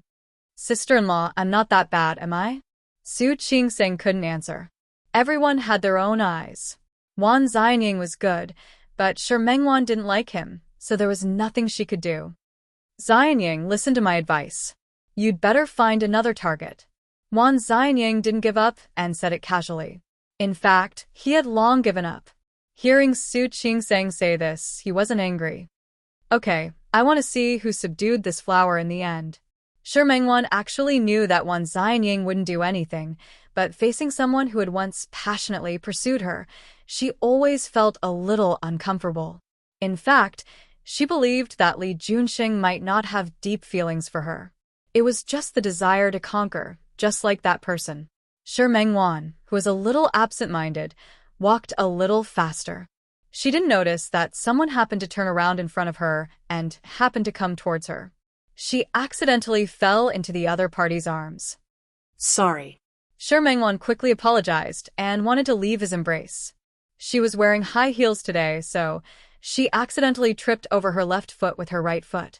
Not only did she lose her footing, but she also fell into his embrace. Shi Mengwan had never encountered such an embarrassing situation. She almost didn't dare to raise her head. However, he heard a low chuckle from above his head. Then his body was supported by someone, and he stood firm. Using this movement, she raised her head and realized that the person in front of her was very familiar, as if she had seen him somewhere before. I'm sorry. Shi Mengwan bit her lip and felt a little embarrassed. It's okay. Li Junxing shook his head. Today was the first month of Su Chingsang and Hu Jiniao's child. He had just flown over from Lin City today. He didn't expect to encounter such a romantic encounter as soon as he arrived. I'm so sorry. Shi Mengwan knew that the people who came today were either rich or powerful. They were all business friends of the Hu family. Therefore, he was indeed a little embarrassed. It really doesn't matter. Li Junxing smiled and took a step back. He looked at Shi Mengwan with a flash of amazement in his eyes. Speaking of which, he had never seen Shi Mengwan before. When he was in Lin City, it was unlikely that Hu Jiniao would invite Shi Mengwan to a gathering with them. When Shi Mengwan came to Rong City to play and was brought to play with Hu Jiniao's group of childhood friends, Li Junxing was in Lin City. Therefore, Su Chingsang and Hu Jiniao had been married for more than a year, but Li Junxing had never seen Shi Mengwan. Shi Mengwan didn't wear a formal dress when she came over today, but she was very formal. She wore a classic Hepburn black dress with a red suit jacket on the outside. Red and black were matched by her, and there was a hint of passion in her cold elegance. It was a very suitable color scheme, and Shi Mengwan had put on light makeup today. Her facial features were already very bright and beautiful. Looking at her like this, she looked even more interesting. If one looked closely, they could see the faint worry in Shi Mengwan's eyes. He gave off a contradictory feeling, yet surprisingly harmonious feeling. Shi Mengwan wanted to laugh. She rarely made stupid mistakes like today. It was really the first time. Are you also here to attend the full moon banquet? She looked at Li Junsheng and felt that he looked a little familiar. After asking this question, her eyes suddenly widened as if she had remembered something. Yes. Li Junsheng looked at Shi Mengwan. He had never seen her before. You too? Yes. Shi Mengwan nodded. The moment Li Junsheng nodded, she completely remembered who he was. You're Mayor Li? You know me? Li Junsheng listened to Shi Mengwan and tilted his head. You're from Lin City? Yes. Shi Mengwan was really a little excited now. Although she knew that the Hor family knew people who weren't ordinary, and she had also seen some people who often appeared on TV just now, she was surprised to see them here. But Li Junsheng was different. He was the mayor of Lin City. She was a small citizen, and it was her first time meeting the mayor. This made her a little excited. Hello, Mayor Li. This isn't Lin City. You don't have to be so polite to me. Li Junsheng looked at Shi Mengwan. Are you Hua Jiniao's friend? Or a relative? Since he called Hua Jiniao by his name, it meant that Li Junsheng had a good relationship with Hua Jiniao. Shi Mengwan also relaxed a little. I'm Su Qingsang's friend. Li Junsheng knew that Su Qingsang was from Lin City. He didn't ask any more questions. I see. Then please help yourself. I'll go in and greet the old master first. Okay. Shi Mengwan waited until Li Junsheng's figure disappeared before she recovered from the shock. She didn't expect that she would have the chance to meet the mayor of Lin City. This feeling was really subtle. She walked towards the bathroom at the other end of the corridor. At the corner, there was the men's bathroom outside and the women's bathroom opposite. Before she could go in, her hand was grabbed by someone. Before she could react, she was pulled into the men's bathroom. Shi Mengwan was shocked. Her first reaction was that she had met a pervert. Her second reaction was that this was a 5-star hotel. All the people who came today were famous people, so it shouldn't be. Her guess was quickly confirmed. A familiar smell came to her nose. She was very familiar with this smell after a year. She suddenly raised her head, but what she saw was John House's sinister face. She didn't have time to care about his ugly expression. Instead, she immediately realized the situation in front of her. Are you crazy? This is the men's bathroom? She was extremely panicked. She wanted to leave this place as soon as possible, but John House blocked her lips in the next second. It was as if she had been bitten by a piranha. She only felt pain on her lips. She couldn't escape. She couldn't leave. Her entire body was tightly trapped by him. This was a 5-star hotel. There were constantly people coming and going outside. This was still the men's bathroom. John House's attitude made Shi Mengwan think that she was a prostitute for a moment.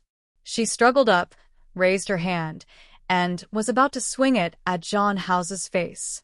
John House's reaction was faster than she thought. He quickly grabbed her hand and used force to restrain her hands behind her back. Because of her resistance, the force on his lips became heavier. Shi Mengwan's lips were bitten by him until they hurt. She wanted to retreat, but John House's strength wasn't something she could compare to. Woo-woo. She glared at him. Her eyes were filled with resistance, dissatisfaction, and anger. John House met her gaze for a long time. Finally, he let go of his hand and retreated a little, but he still trapped her in his arms. Shi Mengwan's breathing was a little breathless. Her lips hurt. She suspected that he had bitten her lips. John House, let go of me. She wanted to push him away and leave this place. If she saw her in the men's bathroom, even if she didn't do anything, even if no one here knew her, it would be enough to make her feel embarrassed. Wan Xianying, Hua Jiniao's childhood friend, the second young master of the Wan family. Now he runs 2 antique shops. Among them, Gu Longshuan's business is the biggest. Every year, it brings one Xianying hundreds of millions of yuan in profits. Shi Mengwan's body froze. She didn't understand what Zhang Haozi meant by this. Li Junsheng, the mayor of Lin City. His family has been in the right place for generations. Li Junsheng is young, but he's already the top leader of Lin City. In the past year, through the investment of a master, he's developed and renovated the old city area of Lin City. He's very popular in Lin City. Shi Mengwan's back was tightly pressed against the door. She didn't understand what he meant. I didn't expect you to be so good at seducing men. You're actually able to attract the favor of 2 men like this in one go. Shi Mengwan watched as he said such words in such a mocking tone. Without thinking, she raised her hand and slapped him in the face. However, before her hand could touch his face, he had already grabbed it. He leaned forward and pinned her between the door and his chest. Are you angry? Zhang Haozi, not every man is like you. Like me? What do you mean? Zhang Haozi leaned over and got close to Shi Mengwan's face. His breath pointed at her cheek. She turned her face away as if she was avoiding him, bit her lip, and pinched the nails of her hand that he didn't grab into her palm. What? She didn't understand how things had turned out like this. More than a year ago, Shi Mengwan hung up on Su Qingseng. She felt a little lonely. Su Qingseng followed Hu Jinyao back to Rong City for the Mid-Autumn Festival. She was married. Although she didn't forget her friends because of love, she really didn't have much time to see Su Qingseng. She felt a little lonely, but Hu Jinyao seemed to be a good person. Although he had no money, he still lived in Su Qingseng's house. The conditions were also ordinary. But as long as he treated Su Qingseng well, it was fine. She looked through all the orders she had received before. Recently, the studio's business had been good. Ever since Su Qingseng got married, her orders had increased a lot. Even though Su Qingseng was the illegitimate daughter of the Su family, her wedding was still quite eye-catching. She designed her wedding dress herself. After the wedding, the studio's business had improved a lot. Sister Shi, the customer from last time, is here again. After knocking on the door, the secretary, Xiao Qiu, poked his head in. Which one? It's that Miss Chen. I'll go take a look. When Shi Mengwan heard the surname Chen, she immediately thought of a person. There were 2 people sitting in the reception room. One was Chen Feifei, whom she had met last time, and the other was Zhang Haozi. Seeing the 2 of them appear at the same time, Shi Mengwan's expression changed for a moment. It was only for a moment. She quickly composed herself and turned to look at Chen Feifei. Hello, Miss Chen. Last time, Chen Feifei came over and said that she wanted to order a dress, but after saying the design requirements, she didn't say anything else. Hello. Chen Feifei was gentle and weak. When she saw Shi Mengwan, she stood up rather politely. Miss Shi, I might have to trouble you this time. I have a banquet in a few days, and I want to choose a dress for myself. Although Shi Mengwan mainly designed wedding dresses, she also had dresses here. Looking at Chen Feifei, she nodded. No problem. May I know what Miss Chen's request is? White. And be more generous. Chen Feifei smiled quite appropriately. Why don't you introduce it to me, Miss Shi? Okay. Shi Mengwan nodded and brought Chen Feifei to try on the dress. Before leaving, she glanced at Zhang Haozi. He sat there with his legs elegantly crossed. He was holding a magazine in his hand and casually flipping through it. Chen Feifei had already walked to the door, but she suddenly turned around and walked in front of Zhang Haozi. Brother Hao, I'm going to try on the clothes. Wait for me. Okay, Zhang Haozi replied. His gaze didn't even leave the magazine. Chen Feifei seemed a little dissatisfied. She couldn't help but bend down and kiss Zhang Haozi on the cheek. Thank you, Brother Hao. You're so nice to me. Shi Mengwan maintained a straight face and didn't look in that direction. Therefore, she didn't see that Zhang Haozi's brows were slightly furrowed because of Chen Feifei's actions. Chen Feifei also knew that she couldn't go too far.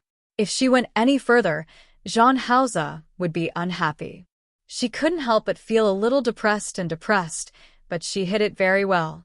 Shi Mengwan brought Chen Feifei to try on the clothes. Along the way, her mind couldn't help but think of Zhang Haoze. He had changed a lot now, but no matter how much he changed, she could still recognize him. Lowering her eyes, Shi Mengwan forced herself to retract her thoughts and focus on Chen Feifei. This is our dress exhibition area. Other than our own designs, there are also some custom-made clothes from abroad. As a studio, of course, they had to try their best to meet the needs of people at different levels. This one isn't bad. Chen Feifei picked up a white dress and compared it to herself. Miss Chen, you can go and try it on. Shi Mengwan looked at Chen Feifei's figure. Miss Chen is so slim. You should wear size S, right? Yes. Chen Feifei nodded, but she placed the dress in Shi Mengwan's hand. I'm sorry, but I don't think I like the lace on it. It's okay. You can take your time to look at it. Okay. Chen Feifei nodded and turned to look at her as if she had thought of something. Miss Shi, your studio is called Song Seeking. What's the name? Shi Mengwan pursed her lips slightly. Life is like a dream and a song, so it's called Song Seeking. I didn't know that Miss Shi was such an elegant person. Miss Chen, you're too polite. Shi Mengwan stood behind her, but she knew very well that this name didn't mean that. Song Seeking. Looking for dear brother. But for so many years, so long, there was no news of her at all. It wasn't easy for her to see him, but her dear brother had completely forgotten about her. These two. As they spoke, Chen Feifei had already picked out 2 dresses. Shi Mengwan led her to the fitting room. When she turned around, she realized that Zhang Haoze had arrived at some point in time and was standing at the entrance of the exhibition area. Her assistant, Xiao Ji, accompanied Chen Feifei to try on the clothes. At this time, there were only Shi Mengwan and Zhang Haoze in the exhibition area. The visitor was a guest. Shi Mengwan tried her best to make her expression look normal and calm. Mr. Zhang, Miss Chen should be out in a while. You can sit here and wait for her. Zhang Haoze glanced at her, then slowly walked to the sofa that Shi Mengwan pointed at and sat down. This exhibition area was designed to have a very fashionable feel. There were dark patterns on the large pieces of light pink and white. They were all kinds of clothing styles. If one looked closely, they could see the patterns on them. The sofa was geometric. It didn't surround the coffee table in the middle like normal shops. Instead, there were small tables on both sides with catalogs on them. There was also a small vase with a thin neck with a rose in it. Zhang Haoze looked around and stopped when he passed by Shi Mengwan's face. He couldn't tell that this woman had good taste. Shi Mengwan called out. Soon, Xiao Qiu brought in 2 cups of camellia tea. Mr. Zhang, please have some tea. Brother Hao, do I look good? Chen Feifei had already put on her clothes and came out. When she saw Zhang Haoze come in, she was obviously very happy and turned around in front of him. Zhang Haoze didn't comment. Not bad. Just not bad. Chen Feifei was obviously disappointed, but only for a moment. Then I'll go change again. Zhang Haoze didn't say anything. Chen Feifei seemed to be a little sullen. She went in to change into another set of clothes. She changed into the second set, and Zhang Haoze still said it wasn't bad. Shi Mengwan stood there with her eyes focused on her nose, and her nose focused on her heart. Chen Feifei didn't ask her, and she didn't intend to ask. In fact, both sets were not bad and suited her very well. Chen Feifei changed to the third set and got Zhang Haoze's approval. Then I'll take this set. Chen Feifei finally had a smile on her face. She turned to look at Shi Mengwan. Miss Shi, do you have men's clothes here? Pick a set for Brother Hao too. Yes. Although she only designed women's clothes here, it didn't mean that she didn't have men's clothes. There were foreign high-end custom-made clothes, and there were also collaborations with some brands.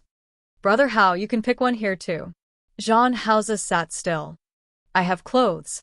Then just treat it as accompanying me. You won't wear matching clothes with me when we go to a banquet, right? When she said the words matching clothes, she seemed a little embarrassed. She looked at Zhang Haoze tentatively again. Zhang Haoze glanced at her and finally got up to pick out clothes. Miss Shi, help me pick out a set. This was the first time Jean Hausa spoke to Shi Mengwan since he came here. Shi Mengwan looked at him and finally picked out a set of clothes for him that she felt were very suitable and matched the one Chen Feifei was wearing just now. This set. Put it together with the one Feifei wore just now. It wasn't that Shi Mengwan hadn't met straightforward customers before, but there weren't many such straightforward customers. She took the card from Jean Hausa's hand and asked Xiao Qiu to swipe the card for Jean Hausa. Chen Feifei was obviously very satisfied with Jean Hausa's cooperation. The smile on her face became a little more sincere. Brother Hao, you're so good to me. However, you still have to try it. If it doesn't fit, can't you ask her to change it? Although I believe you look good in anything. But still try it. As she spoke, she held Jean Hausa's arm. Jean Hausa's body stiffened for a moment, but it was only for a moment. Then I'll go try it on. With the excuse of going to try on the clothes, he successfully broke free from Chen Feifei's hand and went to try on the clothes. The dark suit, the close-fitting cut, and Jean Hausa's standard inverted triangular figure. This suit suited him very well. Brother Hao is so handsome. Chen Feifei's eyes were filled with undisguised admiration. When she was about to approach, Jean Hausa entered the fitting room again and changed his clothes. Is it okay? It's okay. Shi Mengwan had already asked Xiao Qiu to wrap up the clothes. May I ask if you want to take them away or send them to your door? We'll take them away directly. Chen Feifei hooked her hand around Jean Hausa's wrist. Brother Hao, it's getting late. Let's go to the bacon restaurant for dinner. I heard that there's a new chef there. He's very good at cooking Cantonese cuisine. Let's go and have a try? Jean Hausa didn't say anything and left directly. Shi Mengwan watched the two of them leave, and her mind couldn't help but think of that year. She watched helplessly as her dear brother got further and further away from her. She shook her head and reminded herself in her heart that Jean Hausa was no longer her dear brother. She asked Xiao Qiu to pack up the clothes. Shi Mengwan planned to go back to her office and finish the design drawing that she had received earlier. However, just as she sat down, Xiao Qiu came in again. Sister Shi, I picked this up from the article just now. It was a man's wallet. The black leather was very textured, and it could be seen that it was very valuable. This should be Mr. Jean's. Just leave it. Contact him according to the phone number left by the client later. Okay. Xiao Qiu took the wallet and was about to leave. Shi Mengwan suddenly called out to him. Wait a minute. Just leave it. It's almost time to get off work. I'll call him to inform him. You guys can get off work when it's time. Xiao Qiu didn't think too much about it. Shi Mengwan stayed in the office alone all year round to draw until late. She had a lounge upstairs. If it was late, she would sleep in the studio. Since she said that she would inform the other party, she put down the wallet and left.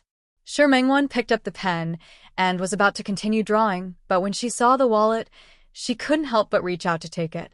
However, just as she picked it up, she forced herself to put it down again. In her heart, she had already accepted that that man wasn't her dear brother, so why should she look at his things?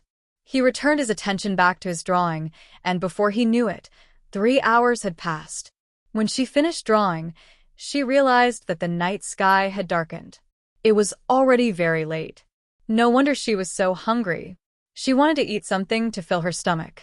However, her gaze landed on the wallet again. You're tuning in to the Dreamy Chapters YouTube channel. We're so grateful for your support, and don't forget to subscribe to join us on this incredible journey through captivating stories. Your generosity through donations truly makes a world of difference, as it's the primary source of revenue that allows me to expand and enhance this channel for you. Thank you from the bottom of my heart for being a part of this adventure.